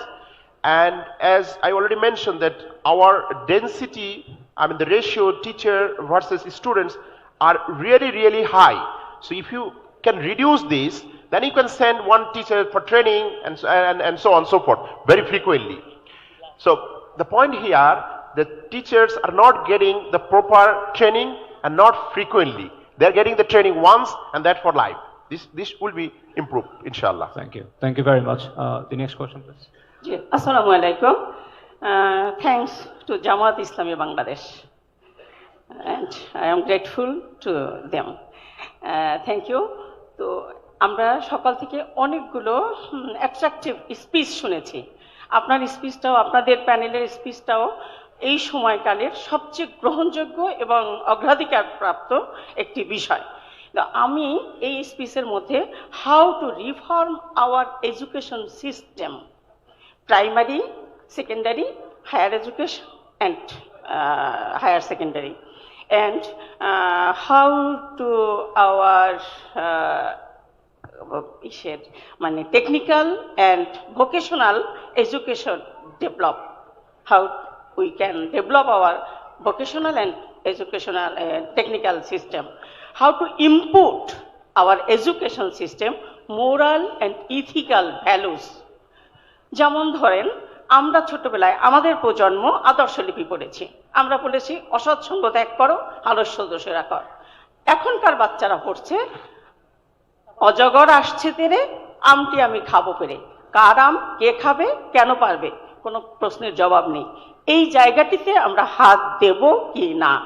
আমাদের school college ম্যানেজমেন্টগুলোতে কি transparency আসবে কিনা? Transparency and accountability যদি administration, academic অ্যাডমিনিস্ট্রেশনগুলোতে না আসে, তাহলে কখনোই কোনো এডুকেশন সিস্টেম বদলালে কাজ হবে না। এবং সবচেয়ে বড় কথা, ক্লাসরুমগুলোতে আমরা কিভাবে democracy, liberty and justice ensure করব।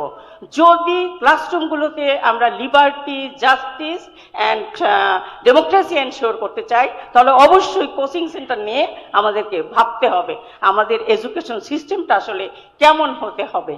এবং শিক্ষা প্রতিষ্ঠানগুলোকে আমরা কি 100% কম্পিটেন্সি দিতে পারবো কিনা? good health, good security, good safety, good environment, everything. So education is not a simple বিষয় বা সাবজেক্ট। সুতরাং আমরা কিভাবে প্রাইমারি লেভেলের এডুকেশনটাকে কিভাবে কেমন ভাবে দাঁড় করাতে চাই, হায়ার এডুকেশনকে কিভাবে দাঁড় করাতে চাই। আর একটা জিনিস দেখেন, 100% মিসম্যাচ, সাবজেক্ট ওরিয়েন্টেড জব নাই। অ্যাপ্লাইড ফিজিক্স পড়ে আমরা ব্যাংকে চাকরি করছি। তো এই যে মিসম্যাচটা হচ্ছে, প্রতিদিনের পত্রিকায় সায়েন্স রিলেটেড একটা জব মার্কেটে কোনো জব নাই। তাহলে আমাদের ব্রিলিয়ান্ট স্টুডেন্টরা physics, chemistry, applied physics, micro applied physics পড়ছে, ওদের জন্য কোনো জব নাই। তাহলে জব রিলেটেড শুধুই কি এমবিএ পড়েই আমাদের দেশটা চলবে? কিভাবে জব রিলেটেড সাবজেক্ট তৈরি করা যায়, এই মিসম্যাচগুলোকে ওভারকাম করার জন্য আপনাদের কোনো চিন্তা আছে কিনা? এবং এই রিফর্মগুলো বিশেষ করে ভোকেশনাল অ্যান্ড কি বলে ওটাকে, জি আচ্ছা, thank you, vocational and technical এডুকেশনকে কিভাবে আরো বেশি ইমপ্রুভ করা যায়, কারণ অনলি 13% স্টুডেন্ট আর দেয়ার। সুতরাং এই জায়গাটিতে আমাদেরকে সিরিয়াসলি হাত দিতে হবে, যেখানে আমরা স্কিল, আপনারা বারবার বলেছেন স্কিল ম্যান পাওয়ার তৈরি করতে হবে। Quality education can give quality manpower, skill manpower and quality education for quality teachers. প্রথমেই আমাদেরকে কোয়ালিটি টিচার্স এনশিওর করতে হবে, কোয়ালিটি এডুকেশন এনশিওর করতে হবে এবং তারপর আমাদের কোয়ালিটি শিক্ষায় যেতে হবে। এই বিষয়ে আমরা কি কয়টা ধাপে, short time, middle time, long time, কিভাবে কাজ করছি, কিভাবে সাজাচ্ছি, জামাত ইসলামী কিভাবে এটা নিয়ে কাজ করবে, আমি কানিজ মাহমুদা, আমি principal, ex principal Siddheswari girls college. Thank you very much. আর একটা পয়েন্ট আছে আমার, বিশেষ করে উচ্চশিক্ষার ক্ষেত্রে, সেটা হচ্ছে যে হায়ার এডুকেশনে নারীদের ঝরে পড়া রেট। আমি যদি 100 মেয়ে অনার্স ফার্স্ট ইয়ারে ভর্তি করি, আমার মাস্টার্সে থাকে 10 জন। হায়ার এডুকেশনে আমাদের নারী শিক্ষার হার এত ব্যাপক হারে কমছে, যেটা আমি 16 বছর প্রিন্সিপাল ছিলাম সিদ্ধেশ্বরী গার্লস কলেজে, সেখানে আমি দেখেছি আমি 100টা মেয়ে ফার্স্ট ইয়ারে ভর্তি করলে মাস্টার্সে থাকে 10 জন। তাহলে কিভাবে আমাদের এই এনরোলমেন্টটা বাড়ানো যায়? Thank you very much. Thank you for your wonderful questions. Thank you. So I would like to ask Alongir Bhai to address this question. আমি এর আগে যিনি বলেছেন এবং যে আপা বলছেন, আপনাদের দুজনের সাথে আমি 100% একমত। আমি শিক্ষা প্রশাসনের বিষয়গুলো বলছি না। আমরা যদি আমাদের বাচ্চাদেরকে primary, secondary, even higher education, আমাদের শিক্ষার পদ্ধতিটা পাল্টাতে হবে। আমরা যেভাবে পড়াচ্ছি এখন, এই পদ্ধতিটা পাল্টাতে হবে। আমি নিজেও শিক্ষক ছিলাম, ট্রেনার। আমাদের প্রাইমারি স্কুলে, সেকেন্ডারি এবং হায়ার সেকেন্ডারি, ইভেন ইউনিভার্সিটিতে যদি আমরা ইন্টারঅ্যাক্টিভ এক্সপেরিয়েন্সিয়াল বইগুলোকে যদি সঠিকভাবে না পড়াতে পারি, শিক্ষকরা যদি না পদ্ধতি না পাল্টাই আমরা, তাহলে অন্য কোনো উদ্যোগের রেজাল্ট আমরা পাবো না। এটা আমি ফার্মলি বিলিভ করি। আপনি যে বলেছেন শিক্ষা পড়ানোর পদ্ধতি, সেটা পাল্টানো, কিভাবে একটা বাচ্চার সাথে ইন্টারঅ্যাক্ট করতে হবে।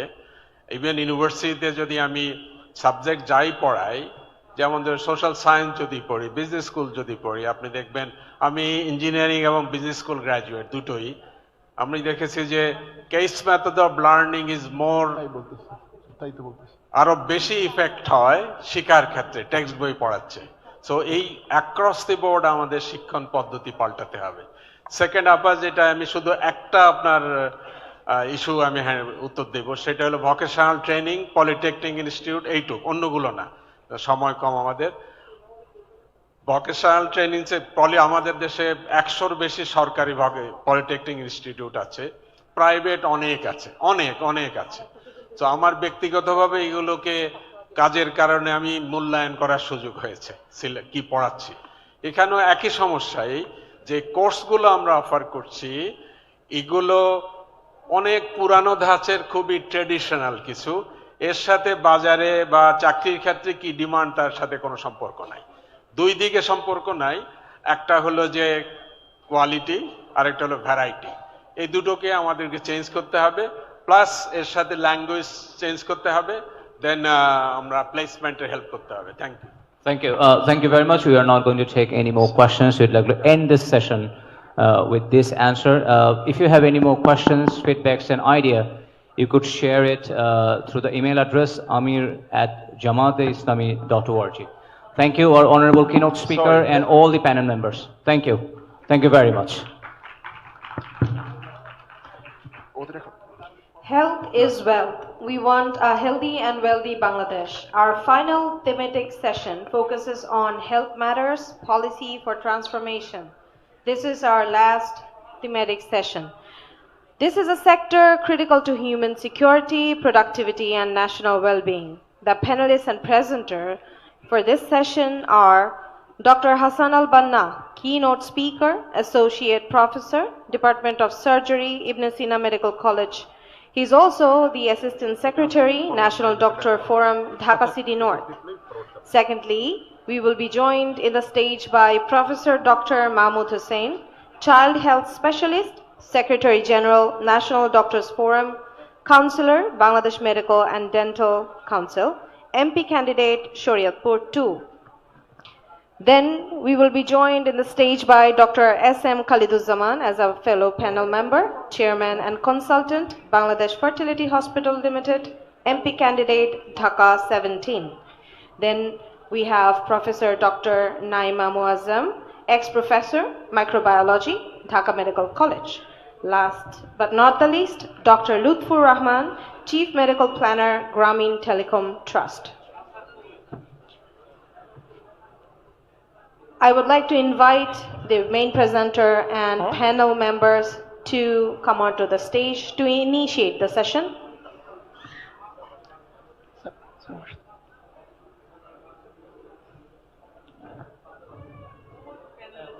If we are all seated,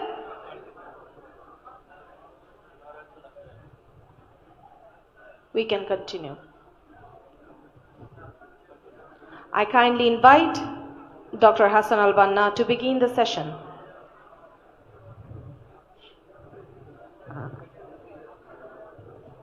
Assalamu alaikum.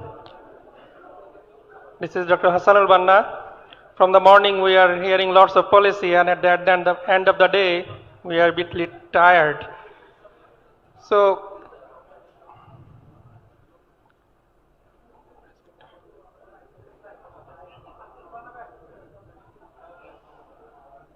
what is the picture of health in front of us? So if anyone get illness in current situation in our country, illness does not only bring pain, it also brings fear of our personal life. What fear? Fear of cost, fear of negligence, fear of losing dignity. So our policy is to restore fear to the trust. That is our health policy. The health policy for transformation. So why health reform is needed? We have public distrust in our health sector due to poor governance. Our systems are fragmented, high out-of-pocket expenditure. People have to spend almost 70%, it is 70%. Our healthcare system are urban-centric and our tertiary center are overloaded. We have workforce shortages. So our health system need a reform. But we have some strength in our health system. We have extensive nationwide public health network. We have strong, vibrant pharmaceutical industry. We have extensive immunization coverage. We have young, trainable healthcare workers. We have proven NGO, government collaboration in health sector. But still we have lots of challenges also. Our rural and district hospitals are underutilized. We have very limited ICU bed capacity. Our workforce are imbalanced. For 3,000 population, we have only single nurse available. For almost 1,700 population, we have only one qualified doctor available. And this private sector in our country that are not well regulated. On the other hand, our non-communicable disease death rate is rising. It is 65 to 70%. And the recent outbreak of the dengue outbreak, it's causing overwhelming our hospitals and it's an high mortality. So what picture came in front of us? An unhealthy nation today, but with the right policy, we can have a better future is still possible. So our policy? Our first policy is, we will strengthen our primary healthcare system. Hater kache amar doctor. This is our first policy. So we will expand our primary healthcare system. We will almost 14,000 community and village clinic is functioning without any registered health worker. Our union sub-center that is are underutilized with not qualified doctors are there. So our first aim is deploy registered health workers in that level. And also not only that, we will ensure essential medicine and life-saving drugs available in primary healthcare system. We have 40% people living in the urban area. But for the poor people in the urban area, there is no much such health facilities are available. Only there is a 35 GP center is available. So we will gradually expand this GP center in city corporation area so that people will get the medication service easily. Our second policy is we will strengthen our district and Upazila level medical hospital. We will increase the bed capacity. We will increase we will equip it with modern medical. And important thing is, after 2 p.m. in many government health facility, if you wish, you cannot do essential investigation. We will ensure 24/7 essential diagnostic investigation in government hospital. We will ensure 24 at least at the district level. We will ensure 24/7 ambulance service in Upazila level. There will be a safe delivery at Upazila level hospital. Every district hospital gradually will be equipped with CCO dialysis and with trauma center. So what will be the outcome? Every district become a self-sufficient medical hub. For that we need lots of recruitment. We will rapidly fill up the vacant posts. We will give rural incentives to our doctors and health workers so they will work in the rural area, and we will ensure that continual professional training of the health worker. Most important things what we want to focus is good governance and transparency. There will be zero tolerance for corruption in health sector. This is our commitment. There will be no corruption, and all procurement will be in mandatory electronic government procurement. There will be transparent and accountable health administration and digital automation in health service. Now that people have to wait for long time for bed or operation serial, there is a long queue for medicine dispense. We will introduce digital automation system in our health system so that it will restore public confidence in our health system. Already in morning session or economy, there is a commitment for the women, children and elderly people. We will have a national level and specialized hospital for the women. For elderly people, we will have another specialized hospital for elderly people, and already committed by the our economic Warisam sir, that all citizens over 60 years will get free health care service if Bangladesh Jamaat Islami came into the power. We will have dedicated service for the expatriate. We will have 3 specialized hospitals for garments worker in EPZ area, and we will make telemedicine service more available for them so that poor people can communicate with telemedicine service. Patient safety and health worker safety, that is our another core objective. So we will ensure that patient safety, we will monitor and regulate the private hospital regularly. We will ensure that we will encourage the international standard accreditation system, not only in private hospital, we will try to enforce in our government hospital as well. And another commitment is ensuring biomedical engineering department available at district level hospital. But because every year we purchase lots of equipment, but because of management problem, it becomes out of order within 2 to 3 years. There is no biomedical engineer available, so we will ensure biomedical engineering department available at every district level hospital. So we have special plan for medical education, for pharmaceutical industry and for drug. We will have national digital drug price and information platform. We will have enforced mandatory registered pharmacy in all hospital, essential drug in fair price. This government make the list to 295 essential drug in fair price. We will gradually increase the number. And another commitment is we will provide free essential drug for non-communicable disease like heart, like diabetes, essential drug which provided free of cost at Upazila level hospital. We will increase the strength of the government pharmaceutical company, that is Essential Drug Company Limited, and we will upgrade the quality-based grading of the manufacturing of our pharmaceutical company.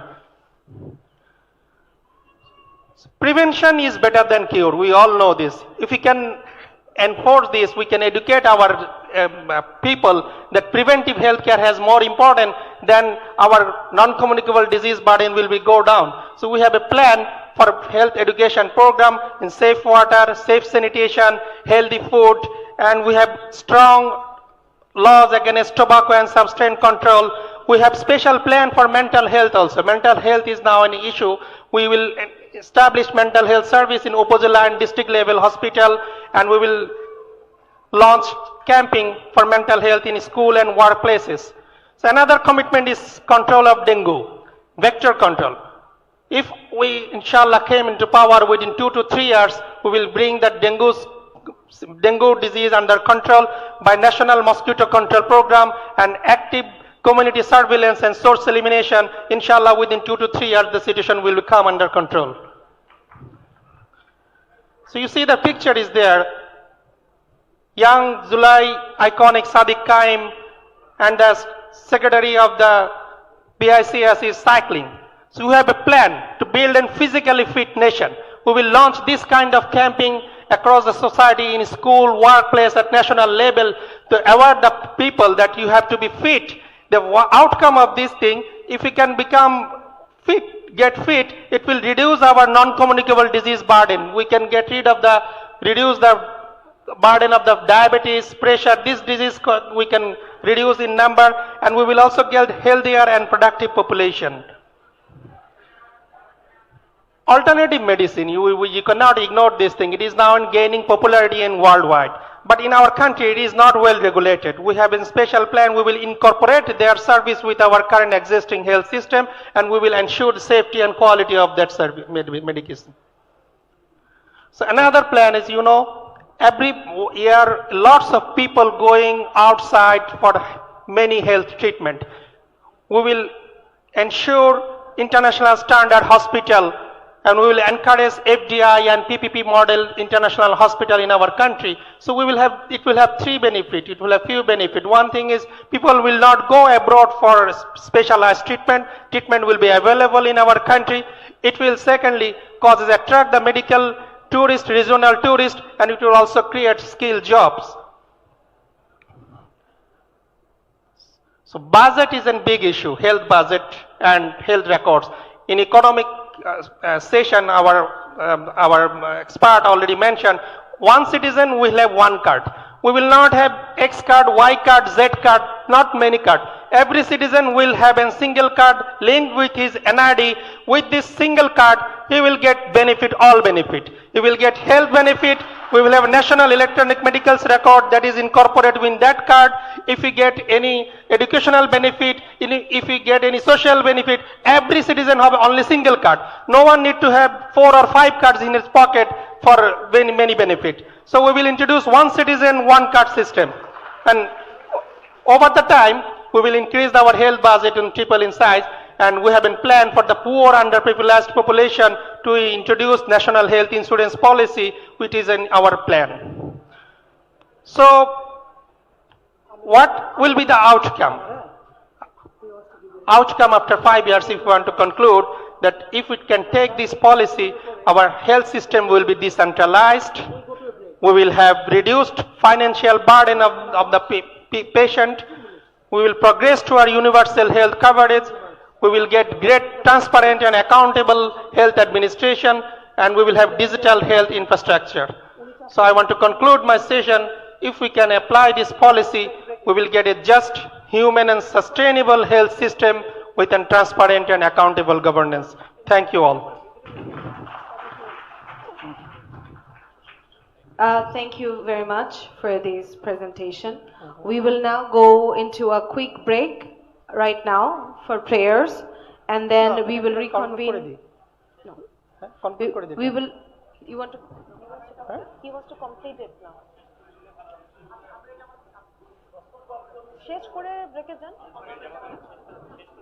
Amira Jamaat is coming to provide his closing remarks, so we will go into a short break for 15 minutes and then resume the discussion. Yes, resume the panel discussion and Q&A session after that. After that will be followed by the closing remarks of Amira Jamaat. Yes. So okay. Inshallah, we will come again for question and answer session after prayer break. After prayer break, and we will reconvene at 4:45. Okay. Yeah, thank you. We will reconvene at 4:45 p.m. after we go for a prayer break. Then that will be followed by panel discussion, which will include the Q&A session. For this session, Health Matters Policy for Transformation. Following that, we will have Amira Jamaat's closing remarks for today's entire policy summit, and then we will close for the day. Thank you.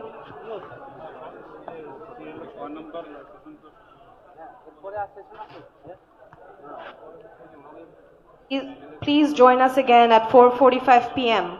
Thank you.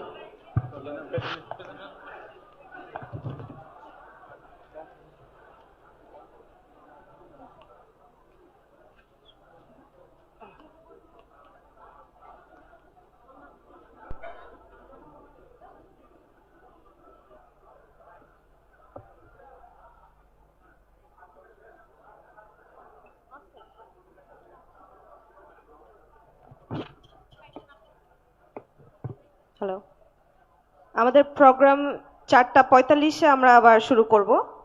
তখন আমরা এই সেশনের panel discussion এবং Q&A সেশনটা করব। এরপর আমির জামাত এসে আমাদেরকে closing remarks দিবেন। আমরা 4:45-এ আবার আসব সবাই কথা বলতে। Thank you.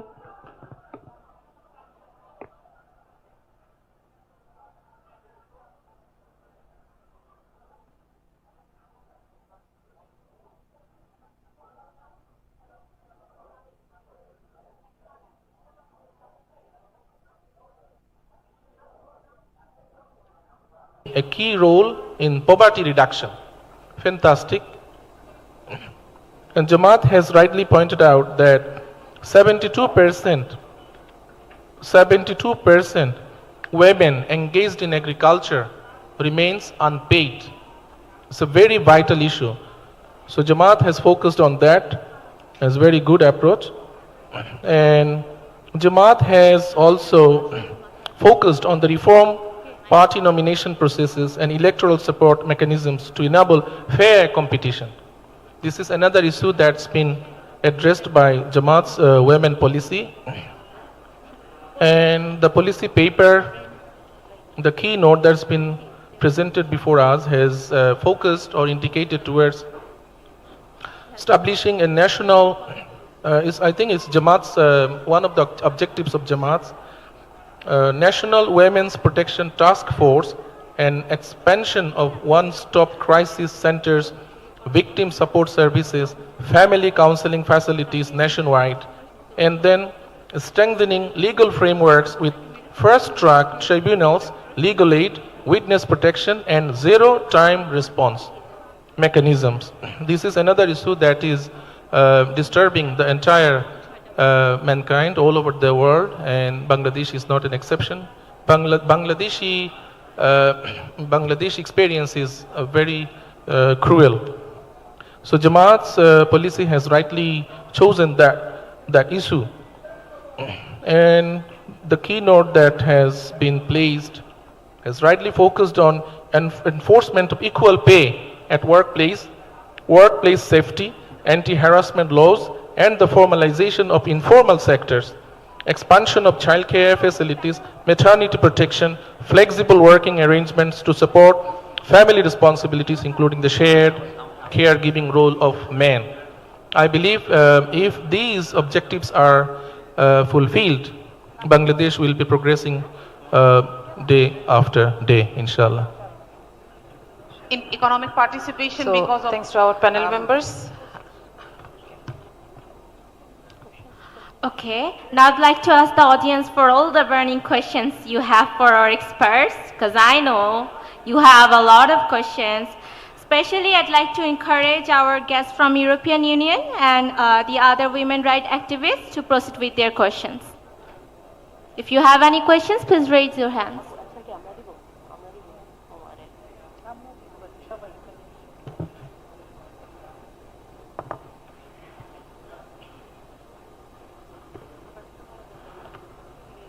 আসসালামু আলাইকুম, আমি আয়েশা সিদ্দিকা মেঘলা, জাহাঙ্গীরনগর বিশ্ববিদ্যালয় কেন্দ্রীয় শিক্ষার্থী সংসদের জাকসুর এজেস হিসেবে দায়িত্ব পালন করছি।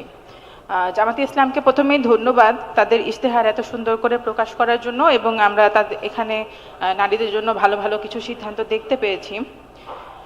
আমরা জামাতে ইসলামের পুরুষ উইংকে যতটা ভিজিবল দেখি, আমরা নারী উইংকে ততটা ভিজিবল দেখি না। আমরা টকশোতে দেখি যে হাতে গোনা কয়েকজন নারী সেখানে রিপ্রেজেন্ট করে, কিন্তু ভিজিবল যে শুধুমাত্র টকশোতে হতে হবে সেটা না, সেটা বুদ্ধিভিত্তিক প্ল্যাটফর্ম হতে পারে। আমি একটা প্ল্যাটফর্মকে দেখি যে তারা সেখানে কাজ করে, কিন্তু সেখানে আলোচনার শুধুমাত্র বিষয়বস্তু আসে। আমরা বিষয়বস্তু জানতে চাই না, আমরা তাদের আলোচনা জানতে চাই, আমরা জানতে চাই তারা কি কথা বলে।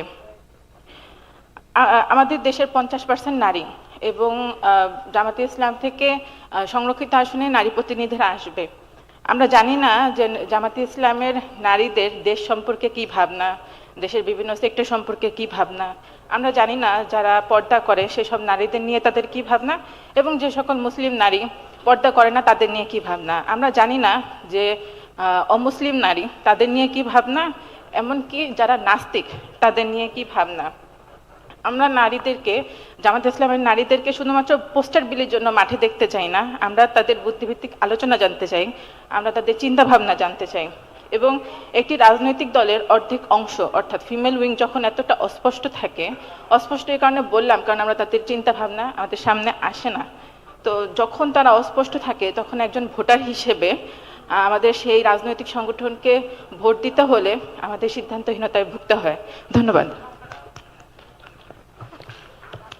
Okay, I would like to take the opportunity to answer the question first, then I'll ask our panel members, inshallah. By policy, Jamaat is not against women participation. This is the baseline. But the context in Bangladesh did not let our men even to show up, right? In past years. But still, in past years, in parliament, we had representation. Sometimes 3, sometimes 2, we had female parliament members, right? And in past years, we had more than 100 Union Parishad members, with more than 30 vice chairmen, and we had more than 40 Upajala chairman, right? So, ward commissioner. Even in Dhaka city, we had 3 ward commissioners. These are the people who were elected, but the competitors were many, right? So we are not against women's participation. And inshallah, in coming days, it will be reflected more. I guess you are not happy. I guess you are happy. Inshallah.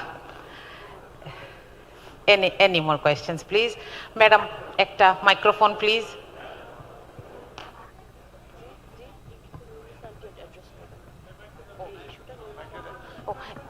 আচ্ছা ম্যাডামের question তো শুনে আচ্ছা yes আমি একটা প্রশ্ন করতে চাই। থ্যাংক ইউ, আপনাদের প্রেজেন্টেশন খুব ভালো হয়েছে। আপনারা অনেক পলিসি ম্যাটারের কথা বলেছেন, যে কি কি করলে পরে নারীর সেফটি এটসেট্রা এটসেট্রা। কিন্তু কথা হলো যে পলিসিটা বানাবে কে? পলিসিটা তো বানাবে পার্লামেন্টে, পার্লামেন্টে নারী নাই। তো এই একটা প্রশ্ন, এটা নিয়ে আপনারা চিন্তা ভাবনা করছেন কিনা যে আপনার পলিসি এফেক্টস এভরিবডিজ লাইফ, মেয়েদের লাইফও এফেক্ট করে, সেখানে আমাদের decision making voice is important. তো আপনারা এটা নিয়ে চিন্তা করবেন। আর একটা কথা প্রশ্ন আমি করছি যে বাংলাদেশে সারিয়া আইন আছে, সারিয়া আইন আছে আমাদের পার্সোনাল ফ্যামিলি লাইফকে ব্যাপারে ম্যাটারে, কিন্তু আমাদের দেশে সারিয়া আইন কি কমপ্লিট? এটা নিয়ে চিন্তা করেছেন? যেরকম ছেলেরা মেয়েদের চেয়ে বেশি সম্পত্তি পায়, হ্যাঁ, এটা কিন্তু আপনার 1400 বছর আগে যখন রসুল এটা করেছিলেন,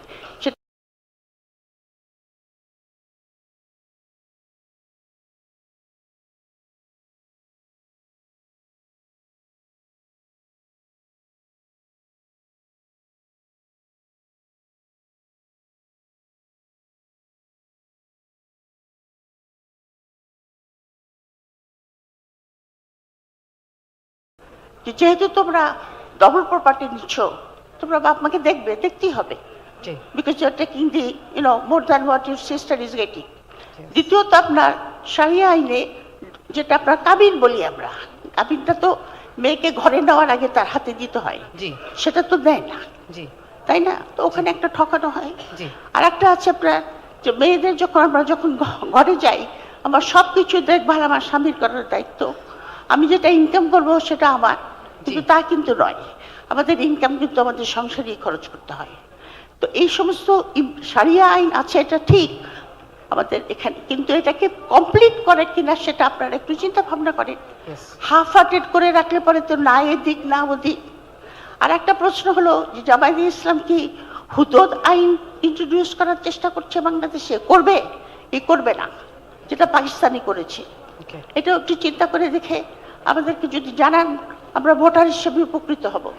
জি, thank you madam, thank you madam. So এখানে আমি একটু ভূমিকা দিব এবং নুরুন্নেসা আপা ইনশাআল্লাহ কথা বলবেন। এখানে প্রথম কথা হচ্ছে উত্তরাধিকার আইন থেকে শুরু করে আমরা এগুলোর ব্যাপারে একটা জায়গায় খুব স্ট্রংলি বলেছি, আপনারা দেখেছেন, আমরা অ্যাওয়ারনেস নিয়ে কাজ করব, কারণ laws are there, right? But the applications are not there. এই যে অর্ধেকটাও যে মেয়েদের পাওয়ার কথা, এই অর্ধেকটাই এখন পর্যন্ত এনশিওর করা যাচ্ছে না, রাইট? এবং কোনো পিতা যদি চান তিনি কিন্তু এই অর্ধেকের চাইতেও বেশি তার জীবদ্দশায় দিয়েও যেতে পারেন। ইসলাম শরিয়া আইন সেটাকে অ্যালাউ করে। সেটা তো দূরের কথা, যেটুকু বাধ্যগত সেটুকুই আমাদের মেয়েরা বুঝে পাচ্ছেন না। জামাত ইসলামী এটার জন্য যে পলিসির যেই জায়গাটা রেখেছে সেটা হচ্ছে সোশ্যাল অ্যাওয়ারনেস থ্রু মসজিদ, থ্রু ওয়াজ মাহফিলস and everything, every aspects could be possible. যে মানুষের মধ্যে এটার ব্যাপারে জানাশোনা এবং আইনের সঠিক প্রয়োগ। এটার জন্য আমরা বলেছি যে আমরা একটা ওয়ান স্টপ ক্রাইসিস সেন্টার করব, যেখানে এই সংক্রান্ত মামলাগুলোকেও অ্যাড্রেস করা হবে এবং র্যাপিড অ্যাকশনের জন্য অ্যাড্রেস করা হবে। আর আরেকটা ব্যাপারে কথা এসেছে পলিটিক্যাল পার্টিসিপেশন দিয়ে। এখন একটা ব্যাপার হচ্ছে, দেখেন গভর্নমেন্টে কিংবা পার্লামেন্টে কোনো নারী নাই তার মানে কি কোনো নারী বান্ধব আইন হবে না? Men are responsible, right? And women are also responsible. We are not against this participation, but we will be taking time, inshallah. Yes, please.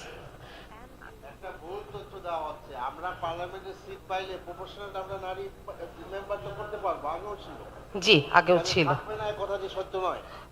জি, সাথে সাথে প্রথমবার যখন আমি বলছি যে জামাত ইসলামী যে কটা পার্লামেন্টের সিট পাবে সেই কটা তা আমরা যেটা মানে রিজার্ভ সিট মেয়েদের উমেন সিট আমরা পাবো, রাইট? এবং এটা আগেও ছিল।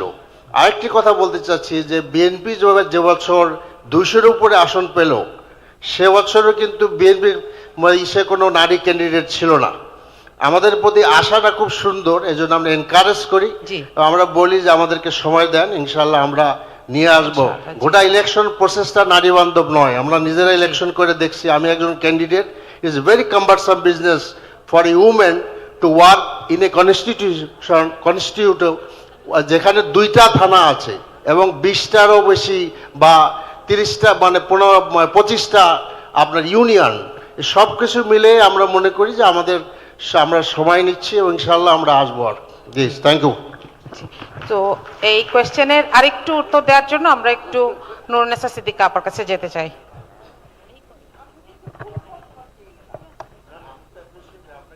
আসসালামু আলাইকুম।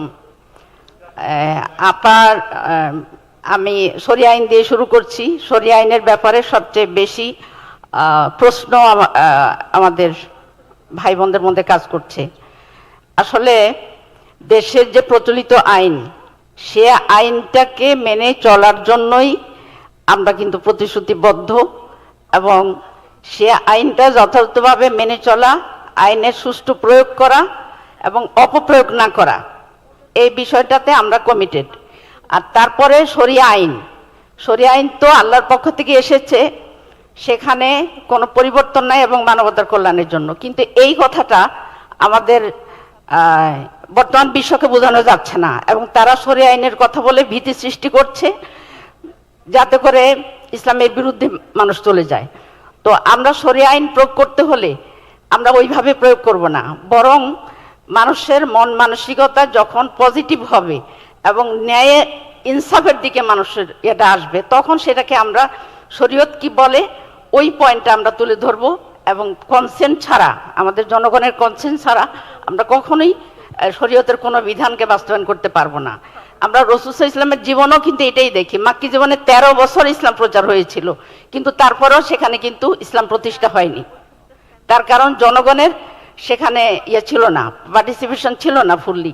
আর মদিনায় যাওয়ার পরে জনগণের পার্টিসিপেশন হয়েছে এবং আল্লাহ তাআলা একের পর এক বিভিন্ন আইনের দিয়েছেন, আয়াত নাজিল করেছেন। তো আমরা যারা ইসলামকে বিশ্বাস করি, ভালোবাসি, আমরা ওইভাবেই আল্লাহ তাআলা যেভাবে সুন্দর করে তার বিধানকে মানব জীবনে বাস্তবায়ন করার রাসূলকে শিখাই দিয়েছেন, আমরাও সেই পথে আগাবো। সুতরাং এখানে কোনো চিন্তার কারণ নেই যে আমরা শরিয়া আইন প্রয়োগ করে একটা কিছু করে ফেলবো। I have a question. Please. আচ্ছা, আমি একটু ইংরেজিতেই বলি, বাংলা মিক্স করে বলবো। আচ্ছা, ফার্স্ট অফ অল আমি একটা পজিটিভ সাইড বলবো এবং একটা skepticism, দুইটা part. The point is, 65 million people are the new voters, in my understanding, and half of which are women, and they are all educated. The positive side is, আমরা যে university ইলেকশনগুলি দেখলাম, সেখানে I would say that Islami Satru Shibir and with all তাদের সাথে যারা I would say affiliated, they have been a winner. This is a positive sign. But there is a huge skepticism amongst these people who are not affiliated with Islami Satru Shibir or such political parties. Question is, all your policies can only be effective if you win the election. Our immediate goal is to get to the power. What kind of message Jamaat Islam is giving to eradicate or give the confidence to the people who are skeptic about the women, I would say their attire, behavior, and is Jamaat Islam going to push the boundary to a level which these people will not be ready to accept and therefore will turn their face to vote for you. This is a very important issue, I feel. If you really want to do insaf, before that you have to ensure that this skepticism go away from at least the new voters, those who are learned. And they are every day questioning people like me that are they good? What is going to happen? Will they force us to wear veil? আমাদেরকে কি পর্দা বোরকা পড়তে বলবে? So এটা কিন্তু একটা খুব জেনারেল এবং খুবই কিন্তু একটা পার্টিনেন্ট কোশ্চেন। তো I want a sort of very open and very frequent discussion on this so that this skepticism gets away before the voting day. That's very important. Thank you so much. Yes, I guess you are right. Before taking another question, I would like to, yes? Is that a question? Is that a question? Can you please wait? 1 minute, please. You are right. We need to address this. Yeah, thank you. But thank you for giving me the opportunity. Excuse me, sir. 1 minute, please. Before that, does responsibility is followed by power or power is followed by responsibility? Right?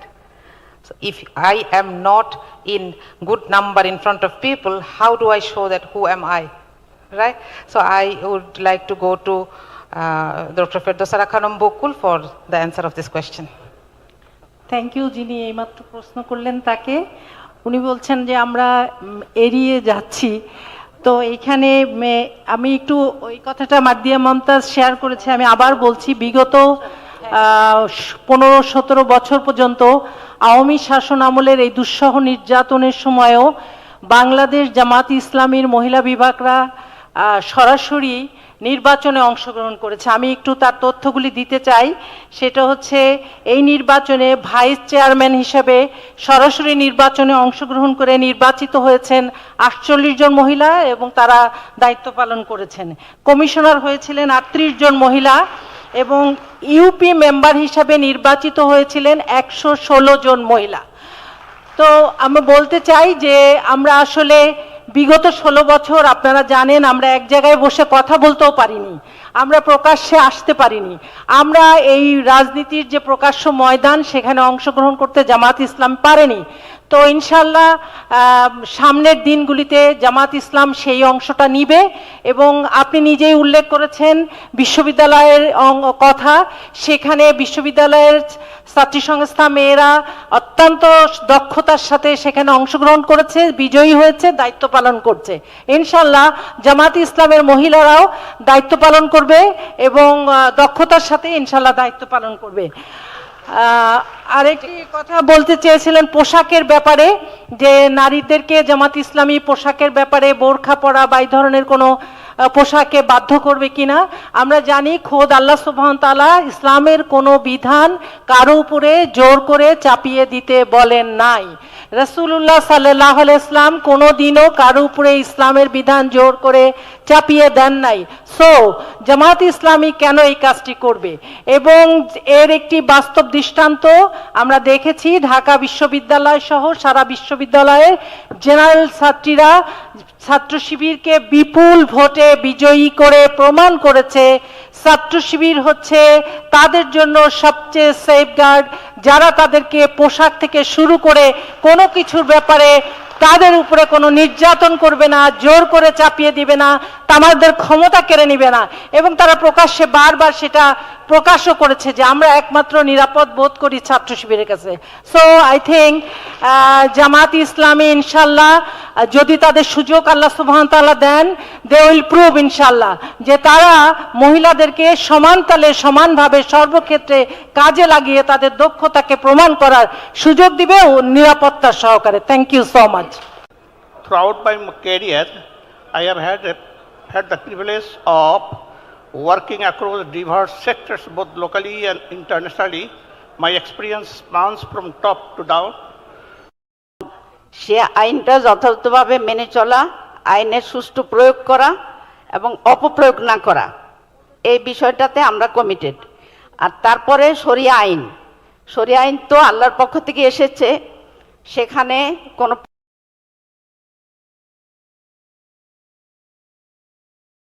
পরিবর্তন নাই এবং মানবতার কল্যাণের জন্য।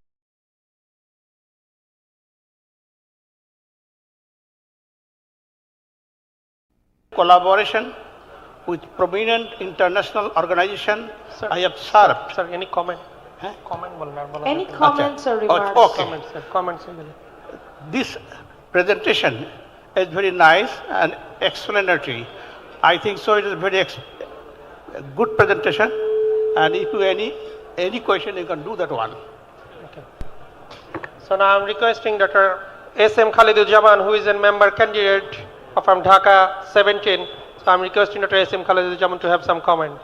And Alhamdulillah, audience, Assalamu alaikum wa rahmatullah. This is an excellent presentation, Aspiring Bangladesh Policy Summit 2026. Health is wealth, and everybody want to be healthy. If I am not healthy, I can't do anything for myself, for my family, for the society, for the country. And unfortunately, there is so much deficiency on trust between the patients and the doctors. I feel we have all logistic supports, both the doctors, hospitals, also the financial support. But unfortunately, there is a gap between the bureaucracy, between the democracy. I want to smooth the relation. I want to bridge the relation so that we can give something for the country. We can use the money. There are a lot of examples. There is a budget, but the hospital is returning money to the government. But patient is coming to the hospital, they are not getting service. So where is the problem? We will find out that, and we will serve for the country. One more thing I will emphasize, if we, Bangladesh Jamaat Islami, can form the government, inshallah. One previous lecture, the education policy. One madam says, Siddheshwari College principal, I read in applied chemistry, but I am working now in banking service. Same thing happens to the doctors here. Sub-speciality should be enhanced. Sub-speciality, we will open so many branches, and we will enrich the sub-speciality stage by step, so then people can get the specific service. And at the same time, if we can enrich the community clinic, then the burden on the tertiary hospital will reduce. Then the demand in the bigger hospital like the Dhaka Medical College will not be overburdened. So with a very good policy, the support we have, we can give a better service to the nation. For health service, we have so many doctors. After the 5th of August, the nation already knows Bangladesh Jamaat Islami has so many doctors. With this manpower, with these doctors will serve the nation. Inshallah, the health service will be very good and no patient will go abroad. We will ensure that. Thank you all. Assalamu alaikum. I am now requesting Professor Naima Muazzam. Assalamu alaikum. I am Professor Naima Muazzam. My specialization is in microbiology. I was professor and head of the department in Dhaka Medical College for a long time and now retired. And presently I am working as Vice President of Nari Adhikar Andolan. Today we have gone through so many presentations with the vision, with the aim to have a developed country so that our country become more developed. That is our aim and objective. And we know that if we want a developed nation, there must be a healthy nation for that. Healthy nation is a very important requirement for a developed nation. And our health program that has been described today has the aim to reach that. So we are thinking about decentralization and basically upgrading the Upazila and district level hospitals, and so that we get better facilities there, better human resources there. But main challenge about is that if we, hopefully inshallah, this government will be able to upgrade the hospitals in Upazila and district level in all senses, means resources and manpower resource also. But smooth running of the hospitals, assuring the presence of doctors and full successful running of the hospital is the challenge. And inshallah, we hope that this Jamaat Islami will be able to motivate the people, those who are involved in hospital, about the accountability of their works. Not only accountable to the government or the higher authorities, but accountable to own self, accountable to the own conscience, and accountable to Allah. If we remain accountable to Allah about whatever I am doing, whatever maybe I am responsible, I will be sincere and honest. And if we can motivate this, we can put this to our doctors, nurses, and all other staffs, that will help also to assure a better service in our Upazila and district levels, so that as we have planned to have higher standard hospitals there, standard services there, and referral systems there, so that there will be a diverse medical service, inshallah, and in Bangladesh, we will have a better health service. We hope for that. Inshallah, Allah will help us. Assalamu alaikum. Thank you, madam. Now I'm requesting Professor Dr. Mahmood Hassan, Secretary, National Doctors Forum, and Member of Parliament MP candidate Shariatpur to have some comments on our policy. Assalamu alaikum. Ami Mahmood Hussain, child health specialist. আজকের যে পরিপত্রটা এখানে present করা হলো, যে plenary note আমাদের সামনে রাখা হলো, আমি মনে করি যে একটা বাস্তবসম্মত বাংলাদেশের আগামী দিনের স্বাস্থ্য খাতের উন্নয়নের জন্য খুবই উপযুক্ত একটি পেপার এখানে প্রেজেন্ট করা হয়েছে। এবং যেখানে আমি যতটুকু বুঝেছি যে ডিসেন্ট্রালাইজেশন এটা একটা প্রধান ইস্যু, এবং সেখানে জনগণের আস্থা তৈরিটাও সাথে সাথে জরুরি। কারণ ডিস্ট্রিক্ট লেভেলকে আমরা যদি মেডিকেল হাব করি, তাহলে যদি আমরা সেখানে রিয়েলি কোয়ালিটি সার্ভিস এনশিওর করতে পারি, জনগণ কেন ঢাকাতে বা বেগা সিটিতে আসবে? তো সেক্ষেত্রে সবচেয়ে বড় দায়িত্ব হবে ইনশাআল্লাহ, if we are in power, then we will ensure the quality medical services inshallah up to the district level, and that happen we restore the confidence of our people. Those people can get service, try to get service at the locality, and the load in mega city will be reduced. At the same time, it will be a responsibility to develop our people's quality services, and every subspecialty of our medical science.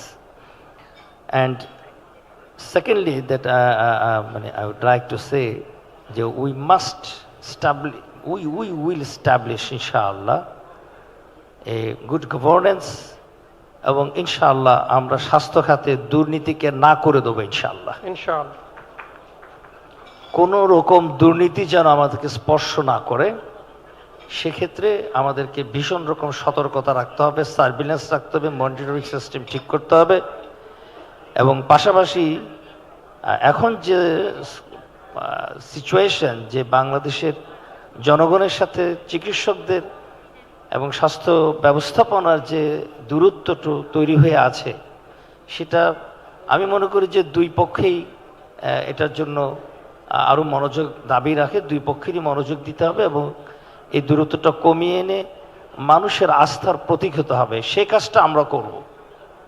সে কাজটা করার জন্য একদিকে যেমন গণসচেতনতা তৈরি করতে হবে, আরেকদিকে ডাক্তারদের continuous motivation, medical ethics, clinical service improvement, সে কাজগুলো করতে হবে।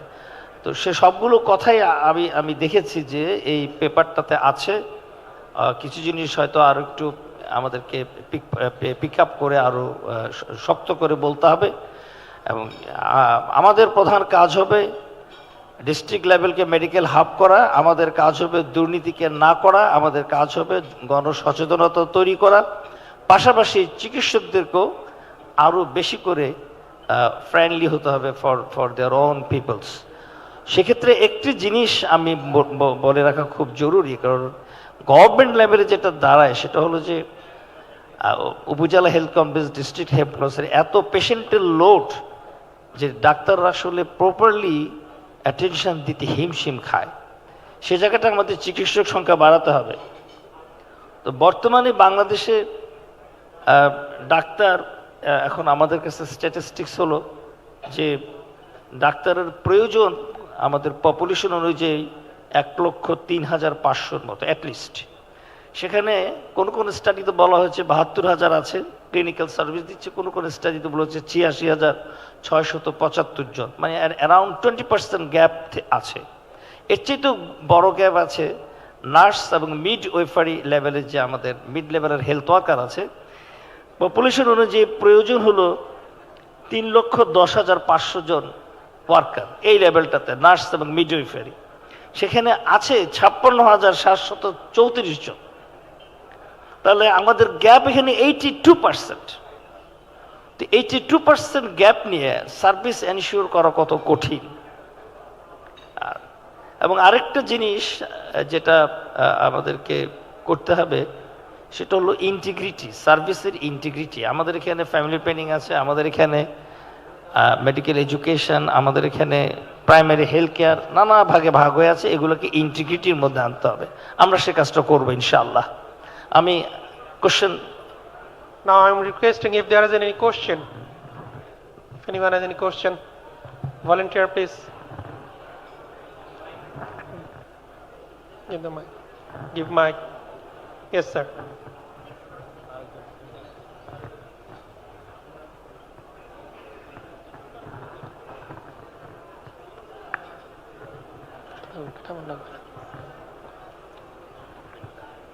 Hello. Yeah, thank you so much for a nice presentation. Especially for the medical sector, some of the very major issue we have to handle. Especially if you have a new turnover come as a Jamaat leads to the power, I have no idea exactly these two problem how to solve it. Number one is that, you know, there is a lot of people going overseas for the health support, especially India, Bangkok, Thailand, and Singapore. I live in Singapore last 28 years. In my experience, it's totally amazing, different. And sometimes it is surprising also. Some of our friends, those are doctors in Singapore, and especially not Bangladeshi people, they say, how rich your people? They are coming to the Singapore in Mount Elizabeth, and how much foreign currency they are spent here. And jokingly, one of my friend, he used to tell me that how much money they spent in Singapore for the medical purpose, you can build at least 5 Mount Elizabeth in Dhaka. That is a very much, it's a real problem. I do not know, Jamaat or maybe you people will how handle this issue in coming days. Okay, how to stop? Number one. Number two is the India. Let's see, lot of people going to India for no reason. For what?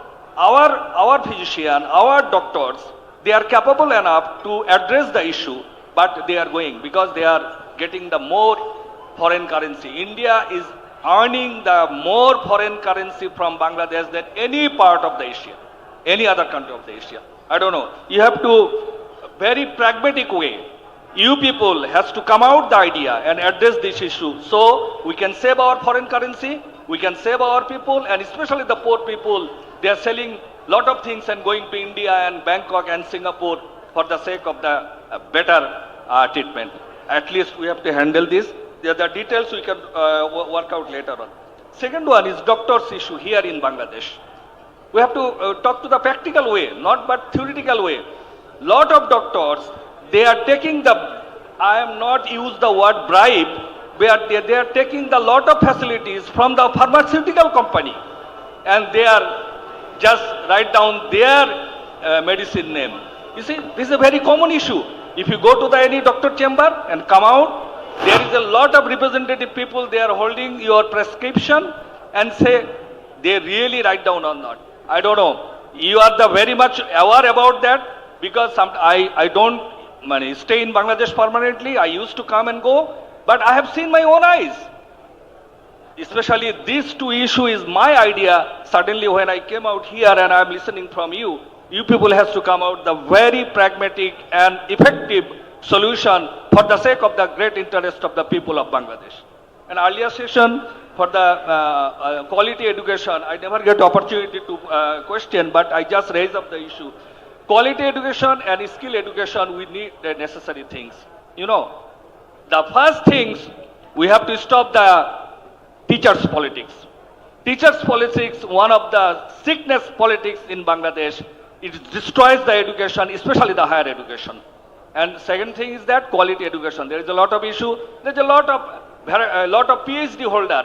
But do you know, are they really qualified enough to obtain the PhD? No, not at all. It's my observation.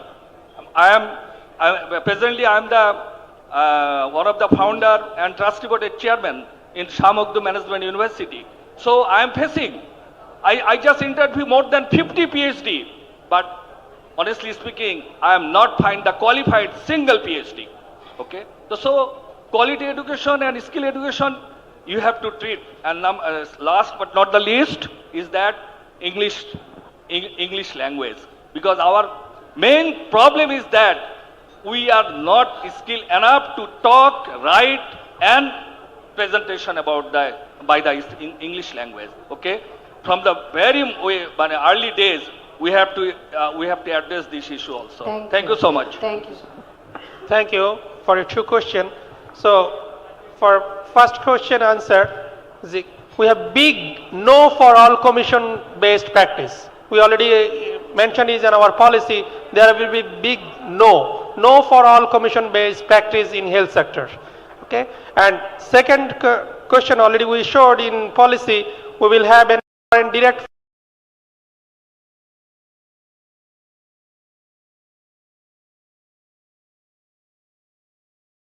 will be there, and we will ensure that people will get that treatment. And another commitment, Amir Jamaat already showed that he did his own treatment in this country.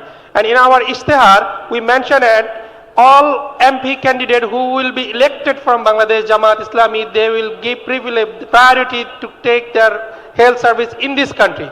They will not go abroad. So this is our commitment for the people, and we cannot enforce, we cannot rule, then it is their rights to go abroad for the treatment, but we will create the environment is there and we will not go. So we hope that people will also follow this thing. Thank you.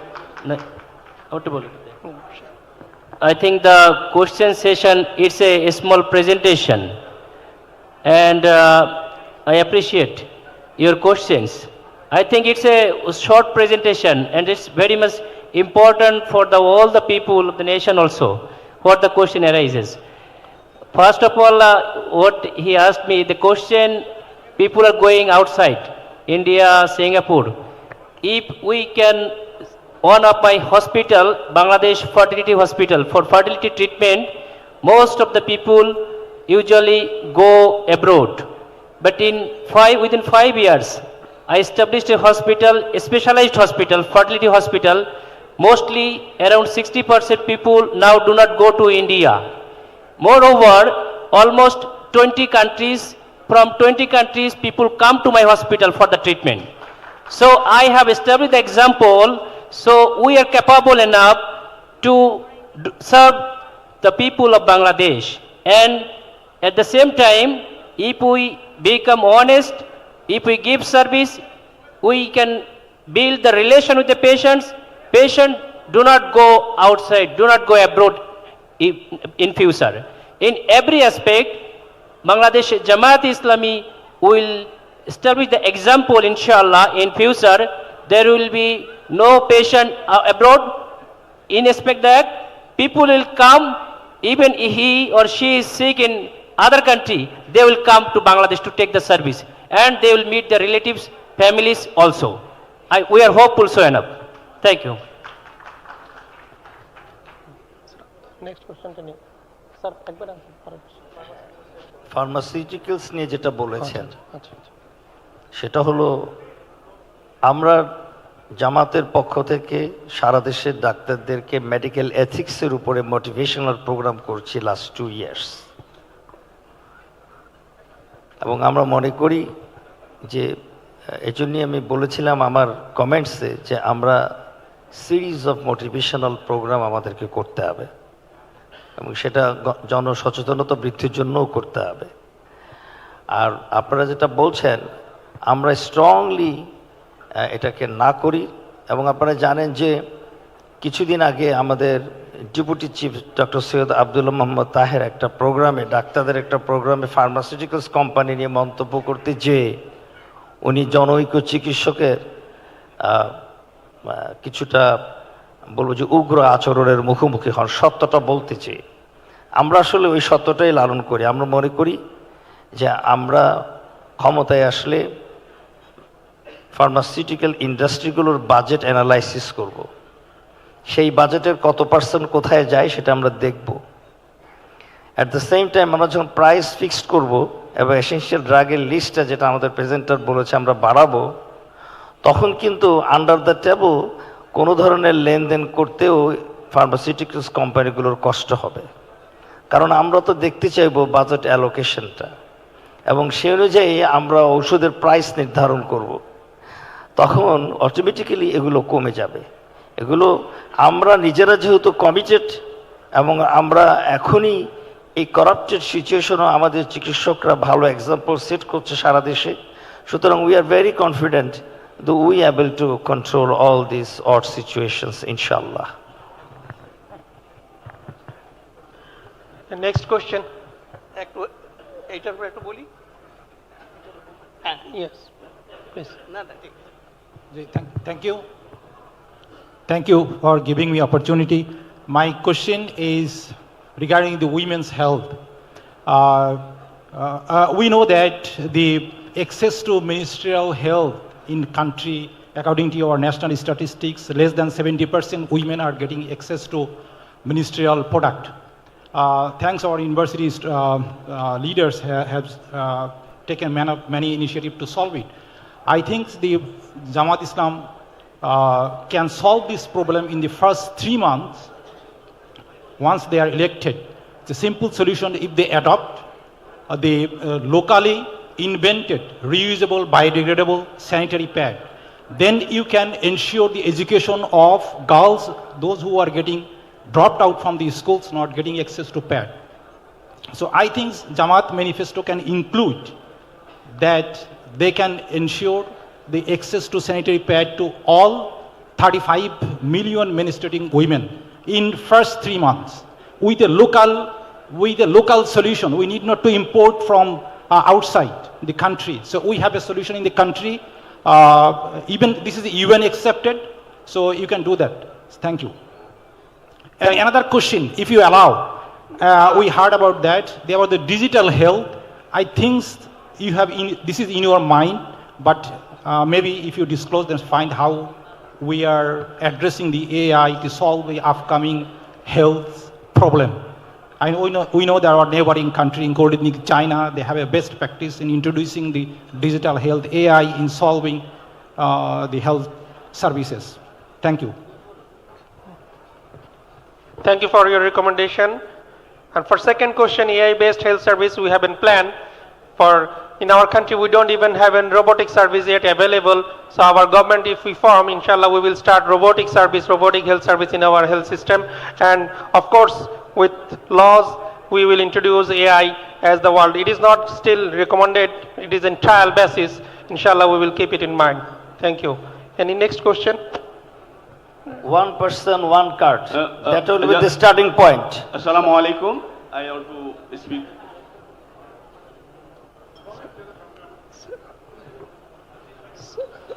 Sir, next to you. আসসালামু আলাইকুম আপনাদের প্রস্তুত যা demonstration দিয়েছেন সুন্দর এই জন্য সবাইকে ধন্যবাদ বিশেষ করে ডাক্তার মতিউর রহমান সাহেবকে এবং তার পাশে যে আরেক ডাক্তার আছে ওকে বান্নাকে আমার 4টা বিষয় শুধু জানা আমরা সস্তায় নাগরিক হিসেবে সস্তায় ওষুধ খেতে চাই কিভাবে খাবো এক এক কোম্পানি এক এক দাম নির্ধারণ করে যেমন সিবাগের ওষুধের দাম নোভাটিসের দাম একপির দাম ডিফারেন্ট কিন্তু জেনেরিক নেম অনুযায়ী যদি ওষুধটা যদি আমরা পাই নাগরিকরা তাহলে আমরা এক দামে খেতে পারবো এই বিষয়টা আপনার মাথায় রাখবেন জেনেরিক নেম নাম্বার 1 নাম্বার 2 বিষয় হলো কি ডিস্ট্রিক্ট লেভেল থেকে ঢাকা শহর পর্যন্ত একটা মানে পেরিফেরি থেকে চট্টগ্রাম শহর পর্যন্ত ডাক্তাররা যে টেস্ট দেয় টেস্ট আমার বন্ধু ডাক্তার আপনি হয়তো আমার বন্ধু মতিউর রহমান ভাই আমার সিনিয়র বন্ধু হইতে পারে হ্যাঁ বান্না হয়তো জুনিয়র বন্ধু হইতে পারে যাই বললাম ভাই তুমি একটু ডিসকাউন্ট করে দাও সে 35% 40% ডিসকাউন্ট করে দিল বুঝছেন সেটা ল্যাবেডও করে এটা পদ্মাতেও করে সব জায়গায় করে আপনাদের ইবনে সিনাতে 25% এইটা আপনারা সারা বাংলাদেশে এটার একটা স্ট্যান্ডার্ডাইজ করবেন এইটা আপনাদের কাছে দাবি আর তৃতীয় বিষয় যেটা হলো আমাদের দেশের ফরেন কারেন্সি আর্ন করতে হবে আমার দেশের যে আপনার পপুলেশন যে ডিভিডেন্ট আমাদের আছে আমরা সবাই বলতেছি আমাদের ইয়াং ম্যানরা আমাদের প্রায় +- 50% হলো 18 থেকে 45 বছরের নিচে এদের মধ্যে থেকে ইংরেজি আরবি ফ্রেঞ্চ জার্মান স্ক্যান্ডিনেভিয়ান কান্ট্রির ভাষা শিখায়া ছেলে হোক মেয়ে হোক 5 বছরের মধ্যে মিনিমাম প্রত্যেকটা ইউনিয়ন থেকে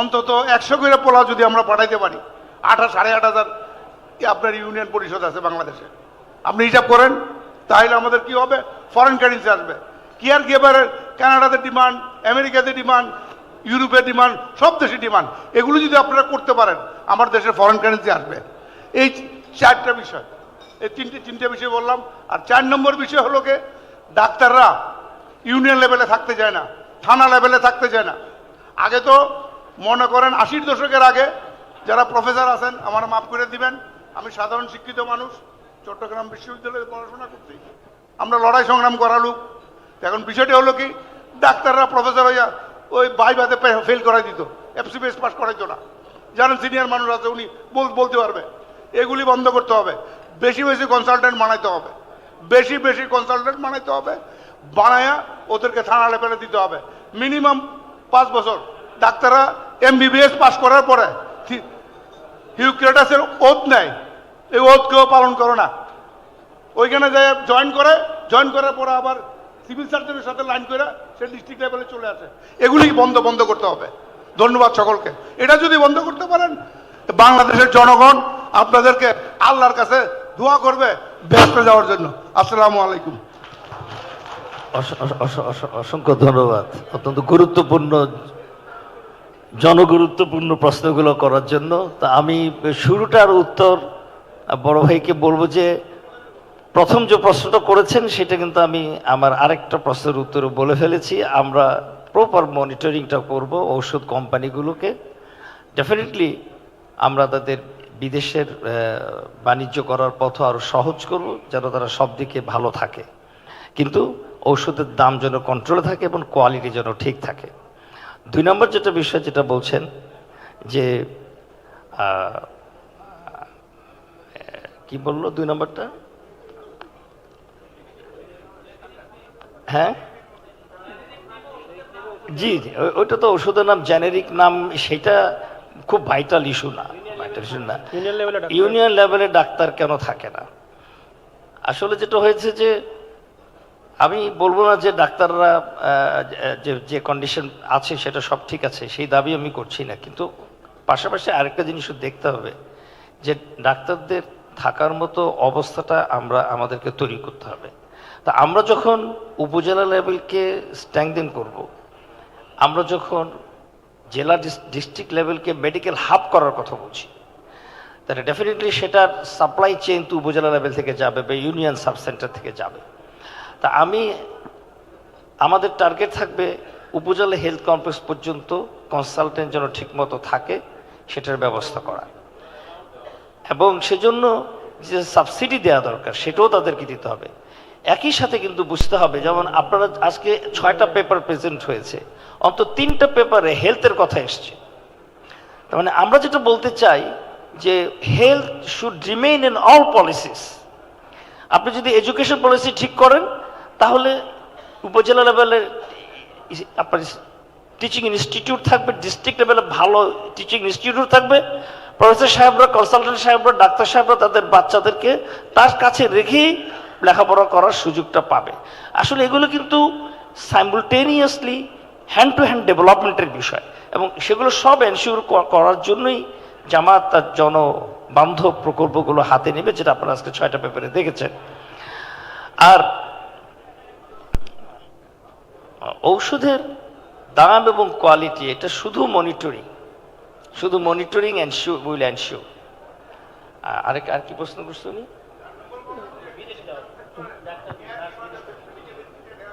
জি, যেটা বলেছেন সেটা আমি আমার ইনিশিয়াল বক্তব্যে বলেছি, আমাদের প্রচুর সাব স্পেশালিটি দিতে হবে। আমি একটা এক্সাম্পল দিই, আপনারা তো এখানে সুধীজন, আমি শেষ করি।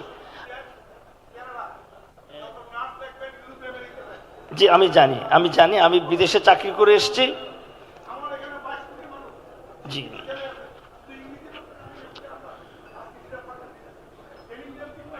সেটা হেলথ সেক্টরের একার দায়িত্ব না।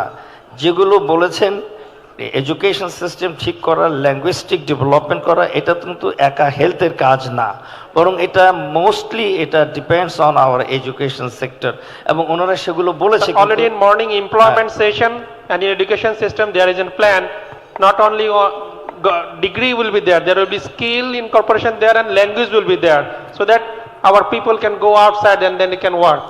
It is in our system. আপনাদেরকে এখন একটা তথ্য দেই, সেটা হলো বাংলাদেশে প্রতি বছর 20,000 করে নতুন কিডনি রোগীর আবির্ভাব ঘটে, এবং ওনাদের তথ্য অনুযায়ী বাংলাদেশে এখন কিডনি রোগীর প্রিভিলেন্স হলো গিয়ে 3 crore, কিন্তু চিকিৎসক কজন আছে?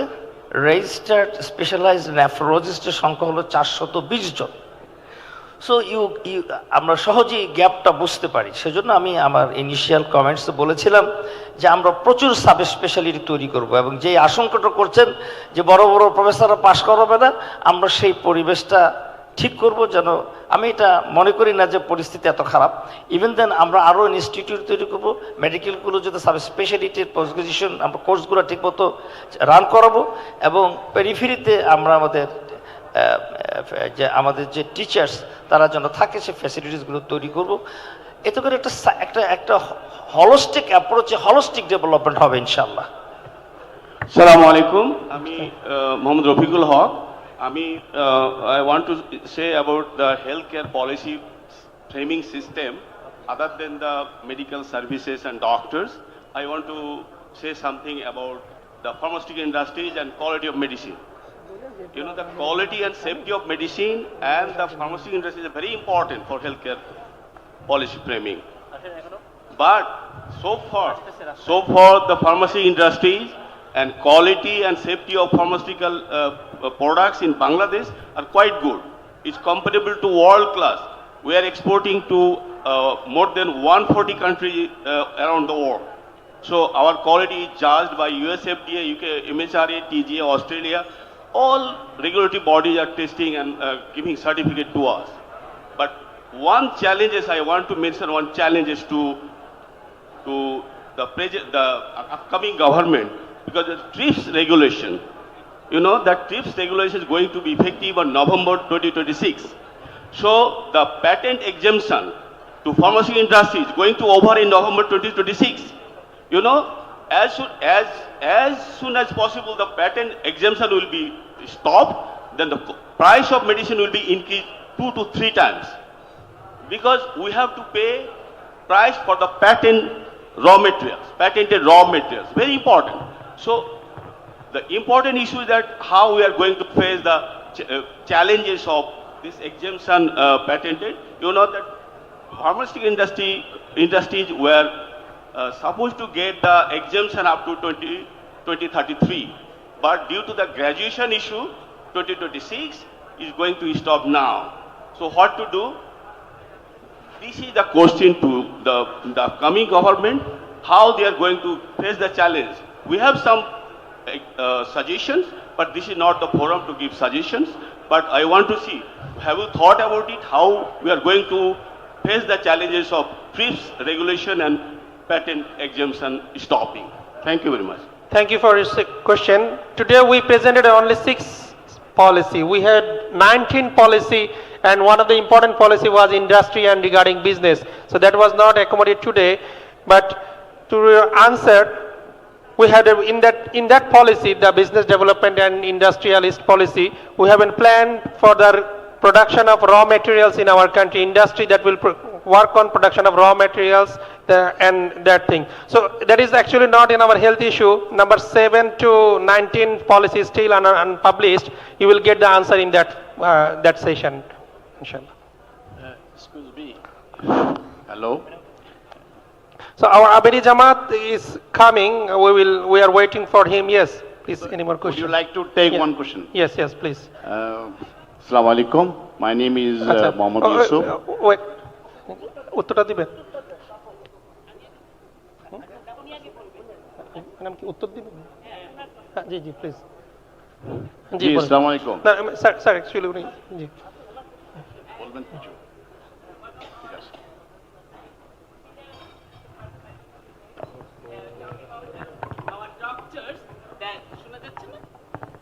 That doctors do not want to pass the students, they fail them intentionally. I was professor and head of the Department of Microbiology. I did for the postgraduate and undergraduate students, I was teacher for a long time. I don't think normally a teacher wants to make a student fail.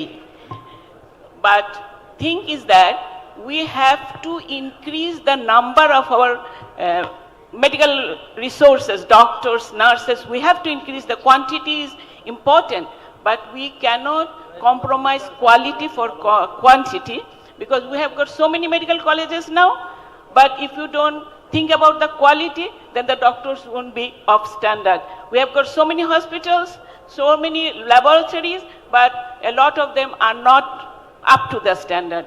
So we have to think about the standards and also the quality. Hopefully the teacher should not, I don't know if any teacher has the attitude of trying to fail a student. I don't think so.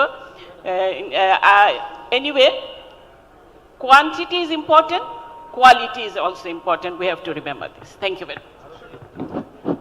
Assalamu alaikum. Of all the subject matter dwelt since this morning, seem to have given an impression that government is the biggest player, be it in employment, in development growth, in education, in healthcare. But government should not be the biggest businessman. The most modern and dynamic approach is that the private sector should be the growth of engine of growth. So আমরা মনে করি যে আজকে সারা বাংলাদেশে ইলেকশনের একটা ঝড় যাচ্ছে, ঠিক সেই মুহূর্তে জামাত ইসলামী নিজকে এই যে দেশের যে ভবিষ্যৎ বিষয়াদি নিয়ে যেভাবে তুলে ধরছেন, আমি মনে করি যে জামাত ইসলামকে চিন্তা করতে হবে যে বেসরকারি খাতকে সাথে নিয়ে কিভাবে আগামী দিনের দেশের ডেভেলপমেন্টের চিন্তা করা যায়, সেই বিষয়গুলো কেয়ার রাখার জন্য আমি অনুরোধ করব। ধন্যবাদ। আসসালামু আলাইকুম। আমরা ইতিমধ্যেই জানি যে বাংলাদেশের হেলথ সিস্টেমের 60% শেয়ারটা এখন প্রাইভেট সেক্টরে, কিন্তু আমাদেরকে তো গভর্নমেন্ট সেক্টরটাকেও উন্নত করতে হবে।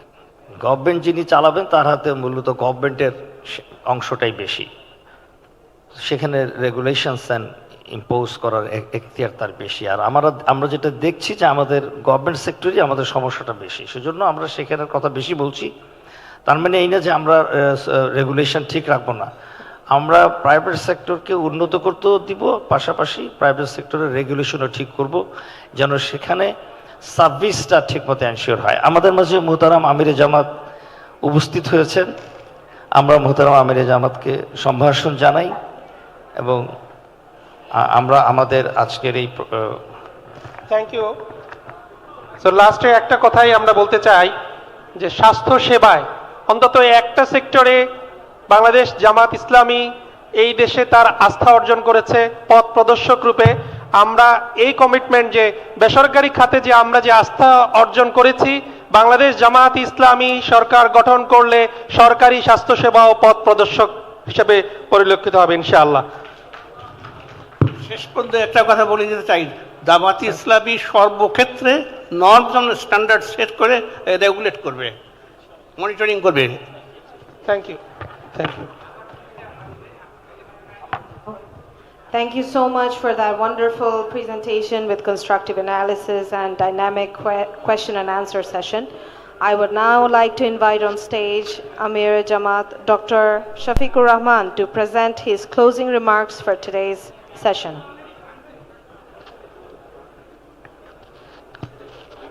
May we have a warm round of applause for all the participants and Dr. Shafiqur Rahman, who is now approaching the stage to present to us his closing remarks for Policy Summit 2026, hosted by Jamaat Islami. A warm round of applause, everyone. Thank you so much. Excellent. আসসালামু আলাইকুম ওয়া রাহমাতুল্লাহ। Audience দেখে মনে হচ্ছে এখন কুল্লু Bangladeshi, foreign guest নেই মনে হচ্ছে, তাই না? নাই। ওকে, তাইলে আমরা বাংলাতেই চালাই।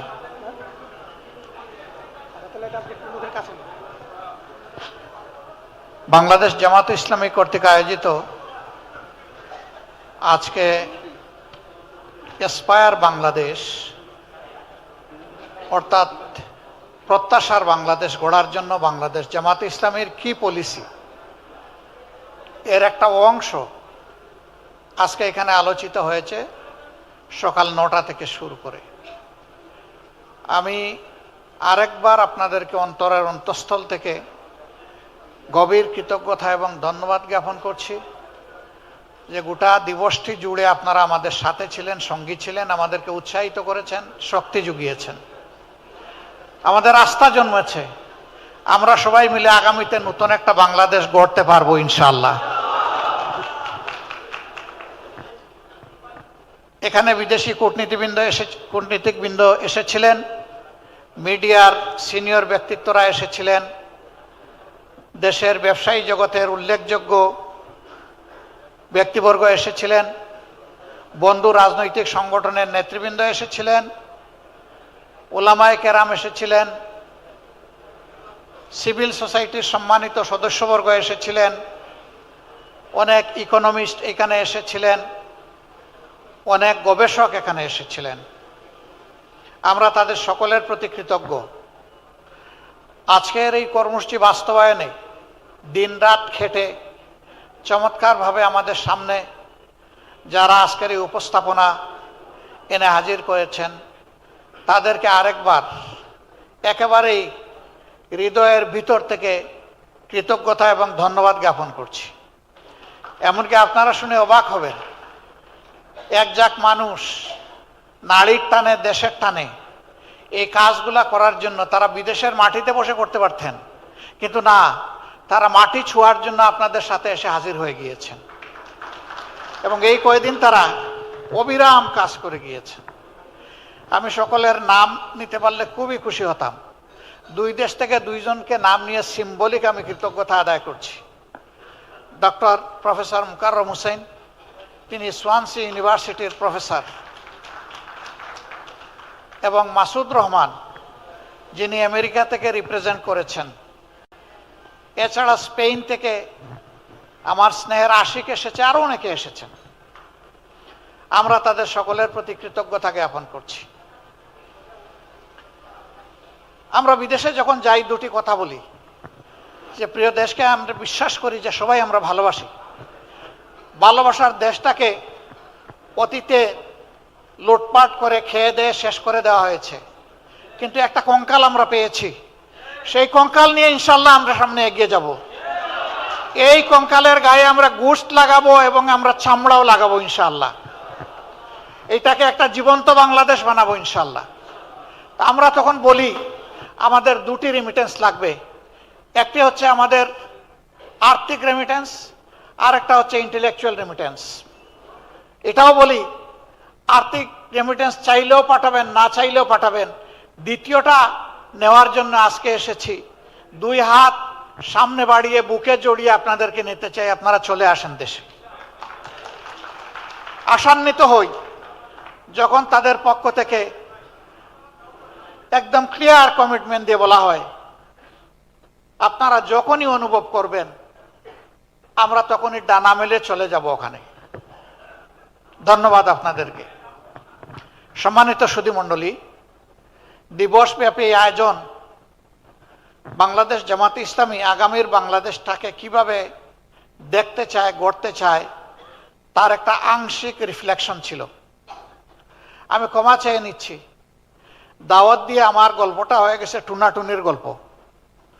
আপনারা সারাদিন ভরে এখানে ছিলেন, মাঝখানে বেশ ভালো সময়ের জন্য আমি উদাও হয়ে গিয়েছিলাম, কিন্তু আমি আমার কোনো ব্যক্তিগত প্রয়োজন যাইনি। আজকে যে কারণে আজকে আমরা এখানে বসতে পেরেছি, কথা বলতে পারছি, যাদের কাছে ঋণী তাদের স্মৃতিটা স্মরণ করার জন্য গিয়েছিলাম। সাবেক গণভবন, যেটাকে বাংলাদেশের ধ্বংসের কেন্দ্রস্থলে পরিণত করা হয়েছিল, সেই গণভবনকে জুলাই আন্দোলনের স্মৃতি ঘর হিসাবে গড়ে তোলা হয়েছে, মিউজিয়াম হিসাবে। মাননীয় প্রধান উপদেষ্টা আজকে আবার আমাদের এই দিনেই তিনি মহব্বত করে সেই সময়টাও রেখে দিয়েছিলেন। আমি তার কাছ থেকে এসকেপ করতে চেয়েছিলাম, তিনি কোনোভাবেই আমাকে স্পেয়ার করতে রাজি হননি, যার কারণে আমি বাধ্য হয়ে সেখানে চলে গিয়েছিলাম এবং ডেকোরাম ভায়োলেট করে, আদবের খেলাফ করে উনাকে ভিতরে রেখে আমি বাইরে হয়ে চলে এসেছি। তাও আসতে গিয়ে সারাদিন আপনাদেরকে বসিয়ে রাখতে হয়েছে। আমি আবার মাপ চেয়ে নিচ্ছি, আপনারা আমাকে ক্ষমা করে দিবেন। এটি আমার ইচ্ছাকৃত ছিল না, আমার আবেগ নয়, জাতির আবেগের প্রতি শ্রদ্ধা দেখানোর জন্য আমি গিয়েছিলাম। আমি সেই জুলাই শহীদদেরকে, আহতদেরকে, জুলাই যোদ্ধাদেরকে সবাইকে আমি আরেকবার গভীর শ্রদ্ধার সাথে স্মরণ করছি। সম্মানিত সুধীমণ্ডলী, এই বাংলাদেশ আমাদের সকলের জন্মভূমি। বাংলাদেশ ভালো থাকলে আপনিও ভালো থাকবেন, আমিও ভালো থাকব। বাংলাদেশ ভালো না থাকলে কেউ আমরা ভালো থাকবো না। আমরা শৈশবে যে বাংলাদেশ পেয়েছি, তার আগের যে দেশটা আমরা পেয়েছি, তখনকার সামাজিক শান্তি শৃঙ্খলা এবং সৌন্দর্য যেটা ছিল, দুঃখজনক হলেও সত্য, বিশ্বের দেশগুলোর সভ্যতার সাথে তাল মিলিয়ে সামনে এগিয়ে যাচ্ছে, কিন্তু আমরা সেখান থেকে পিছিয়ে পড়েছি। বিবেকের কাছে যদি প্রশ্ন করি, আমার সন্তান, আমার নাতি নাতনি, আপনার সন্তান, আপনার নাতি নাতনিকে কোন পরিবেশে রেখে আমরা দুনিয়া থেকে বিদায় নেব, আমাদের কাছে কোনো জবাব নাই। অতএব আরেকবার আমাদেরকে যুবক হয়ে লড়তে হবে ইনশাআল্লাহ। যুবকরা সভ্যতার পাল তুলে এবং হাওয়া ঘুরিয়ে দেয়। এই দেশের যুবকরা প্রমাণ করেছে তারা পালও তুলেছে, হাওয়াও ঘুরিয়ে দিয়েছে। আমরা যুবকদেরকে আহ্বান জানাবো, কাজ তোমাদের শেষ হয়নি, জাস্ট বিগিনিং। তোমরা একটা স্বৈরাচার এই দেশ থেকে তাড়িয়েছ, কিন্তু স্বৈর মানসিকতা এই দেশ থেকে এখনো যায়নি। এটাকে নির্মূল না করা পর্যন্ত লড়াই অব্যাহত থাকবে ইনশাআল্লাহ। আর আমরাও তোমাদের সাথে থাকবো, পাশে থাকবো, পিছে নয়, একেবারে সাথে এবং পাশে। বাংলাদেশ দুইটা গোল যদি অন্তত অ্যাচিভ করতে পারে, তাহলে বাংলাদেশ বদলে যাবে ইনশাআল্লাহ। একটা হচ্ছে শিক্ষার ব্যাকবোনটা যদি ঠিক করে দেওয়া যায়, প্রাইমারি থেকে শুরু করে বিশ্ববিদ্যালয়, শুরু করতে হবে প্রাইমারি থেকে। মূল ঠিক থাকলে গাছও ঠিক হবে, তার ডালপালাও ঠিক মতো গজাবে, পত্রপল্লবে ভরে উঠবে, ফুলও পাওয়া যাবে, ফলও ভোগ করা যাবে। কিন্তু মূলও যদি ঠিক না থাকে তাহলে কিছুই হবে না। এই জন্য আমাদের প্রাইমারি থেকেই আমাদের শুরু করতে হবে। আর আমরা শিক্ষার ক্ষেত্রে মাত্র ছোট্ট দুটি কথা বলছি। এই শিক্ষা হবে নৈতিকতা ভিত্তিক, আর এই শিক্ষা হবে প্রফেশনাল শিক্ষা। আমরা আর ওই সমস্ত বেকামা থিওরিটিক্যাল শিক্ষা এই দেশের জন্য আর একেবারেই চাচ্ছি না। ওইটাকে বিদায় করে দিতে হবে। সত্যিকারের শিক্ষা দেশে ফিরিয়ে আনতে হবে। 2 নম্বর হচ্ছে সোশ্যাল জাস্টিস। সব ক্ষেত্রে যদি ন্যায় বিচারটা প্রতিষ্ঠিত করা যায়, দুর্নীতি, লুটপাট, চাঁদাবাজি, খুন, রাহাজানি, হত্যা, ধর্ষণ, লুণ্ঠন, গুম সব কিছু নির্মূল হবে।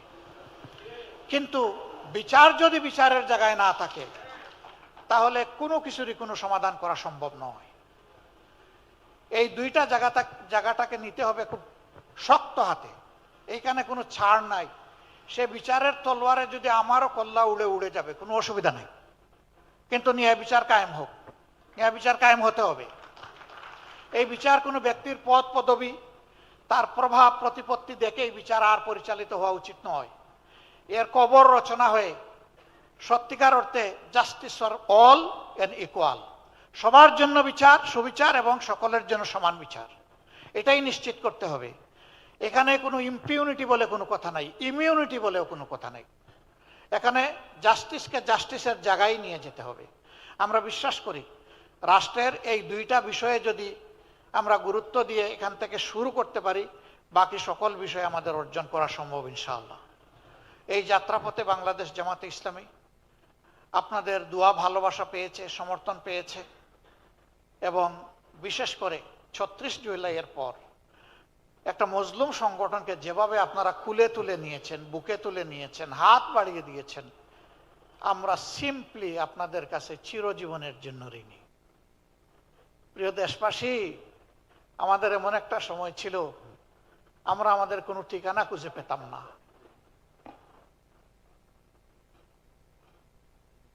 সেই সময়টা আপনারা আমাদেরকে আশ্রয় দিয়েছেন। আমাকে একবার রিমান্ডে জিজ্ঞেস করা হলো যে আপনার সর্বশেষ অ্যাড্রেসটা কি একটু বলবেন। আমি বললাম কোনটা বলবো? বলে যে কোনটা মানে? বললাম আমার তো শত শত অ্যাড্রেস। বলে স্যার এই অবস্থায় আপনি আমাদের সাথে একটু হালকা আনন্দ ভাগাভাগি, বলছিল মস্করা করতে পারেন।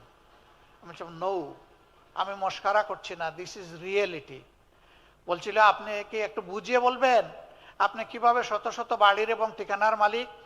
আমি বলেছিলাম যে এই যে আপনাদেরকে ডিউটি দেওয়া হয়েছে, আমাদের পিছনে লাগিয়ে দেওয়া হয়েছে, এই কারণে কোনো বাড়িতে 1 রাত 2 রাত, 1 সপ্তাহ, 2 সপ্তাহ, 1 মাস, এইরকম করেই আমাদের গত 15 বছর কেটেছে। এখন কোনটা বলবো? বলে যে আপনার আর প্রেজেন্ট অ্যাড্রেস আমাদের লাগবে না। That was reality. আমাদেরকে আশ্রয় দেওয়ার মানে ছিল নিশ্চিতভাবে জীবন, ইজ্জত এবং সম্পদের ঝুঁকি নেওয়া। আমাদেরকে ধরতে গিয়ে আশ্রয়দাতাকে ধরেছে, আমাদেরকে ছেড়ে দিয়েছে, কিন্তু জাল মিটিয়েছে আশ্রয়দাতার উপর। তুমি কেন এদেরকে আশ্রয় দিলে? That was the reality of Bangladesh. এই সময় আমাদেরকে যারা আশ্রয় দিয়েছেন, আমাদের দিকে হাত বাড়িয়ে দিয়েছেন, সান্ত্বনা দিয়েছেন, সাহস জুগিয়েছেন, দোয়া করেছেন, আল্লাহ সাক্ষী, আপনাদের ঋণ পরিশোধ করার কোনো শক্তি আমাদের নাই। আমরা চিরজীবনের জন্য আপনাদের কাছে কৃতজ্ঞ। মহান রবের কাছে, প্রভুর কাছে দোয়া করি, এই জগতে আপনারা এই মজলুমদেরকে যেভাবে আশ্রয় দিয়েছেন, আল্লাহ যেন তার জান্নাতের কুলে আপনাদেরকে আশ্রয় দেন। প্রিয় দেশবাসী, আপনাদের এই ঋণ আমরা পরিশোধ করার জন্য সামান্য চেষ্টা এই দুনিয়ায় চালাতে চাই। যে দুর্নীতি আর দুঃশাসনের কবলে চাপা পড়েছিল প্রিয় বাংলাদেশ, ওই চ্যাপ্টা বাংলাদেশ থেকে আমরা একটু টেনে উঠাতে চাই। সেদিন যেভাবে হাত বাড়িয়ে দিয়েছিলেন, আজকেও আশা করি আপনারা আমাদের দিকে হাত বাড়িয়ে দেবেন। ইনশাআল্লাহ আমরা সবাই মিলে ভালো থাকতে চাই। আমাদের সন্তানদেরকে, আগামীর প্রজন্মকে কথা দিতে চাই, ছেলে হোক মেয়ে হোক, সবার প্রতি আমাদের একই কমিটমেন্ট। আমাদের জীবনের শেষটুকু দিয়ে তোমাদেরকে একটি পরিচ্ছন্ন, একটি প্রসপারাস এবং একটি শান্তির বাংলাদেশে রেখে যেতে চাই। আল্লাহ তাআলা আমাদেরকে এই তৌফিক দান করুন।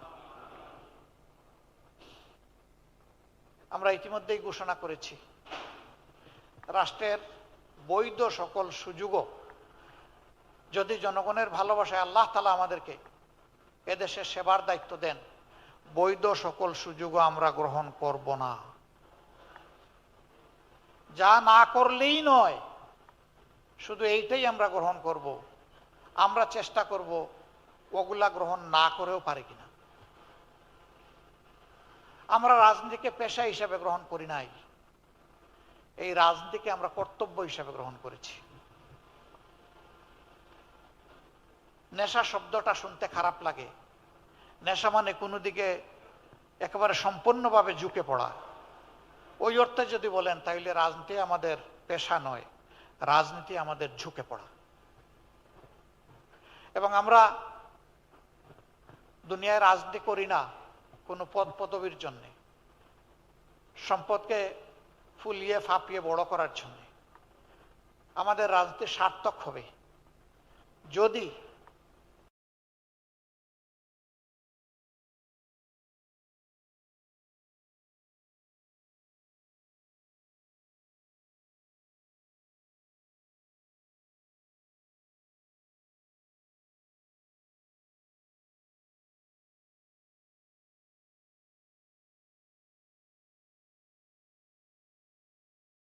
একাত্ম হওয়ার আহ্বান জানিয়ে আজকের মতো আমরা আমাদের এই আয়োজনের এখানেই সমাপ্তি ঘোষণা করছি। এই আয়োজনের সকল ত্রুটি বিচ্যুতির জন্য আমি দায়ী এবং এই জন্য আল্লাহর দরবারে ক্ষমা চাই। আর যা কিছু সৌন্দর্য ফুটে উঠেছে, এটি সমবেতভাবে আপনাদের সহযোগিতা এবং প্রয়াস। এই জন্যে আল্লাহর দরবারে শুকরিয়া আদায় করার পাশাপাশি আপনাদেরকে আরেকবার কৃতজ্ঞতা জানাই। আল্লাহ তাআলা আপনাদের মর্যাদা দুনিয়া এবং আখিরাত দুই জায়গায় বৃদ্ধি করে দিন। চলুন বাংলাদেশ একসাথে গড়ি। আসসালামু আলাইকুম ওয়া রাহমাতুল্লাহ। Dr. Shafiqur Rahman, respected Dr. Shafiqur Rahman, we would like to request you to stay on stage, and the honorable and respected panel members and the keynote speakers kindly come to the stage to take a group photo with Amir Jamaat Dr. Shafiqur Rahman, requesting all the panel members and the keynote speakers to get on stage to take a group photo. আজকের প্রোগ্রামের যারা panelist ভাইরা ছিলেন, আমিরে জামাত তাদেরকে স্টেজে আসার জন্য অনুরোধ করছে।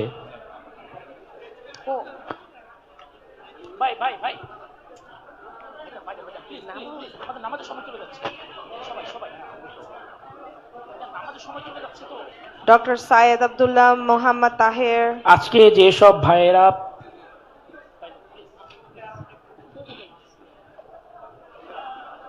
Dewan A.H. Alamgir, Shariful Alam Jinnah, Shah Alam Bakshi, Engineer Niyama Islam. Make your move with hosting your sale. For just $2.99 a month, get managed hosting for WordPress and run it with the world's first AI agent. Create your WordPress site, manage it. You will be surprised. Dr. Shafiqur Rahmaner সাথে।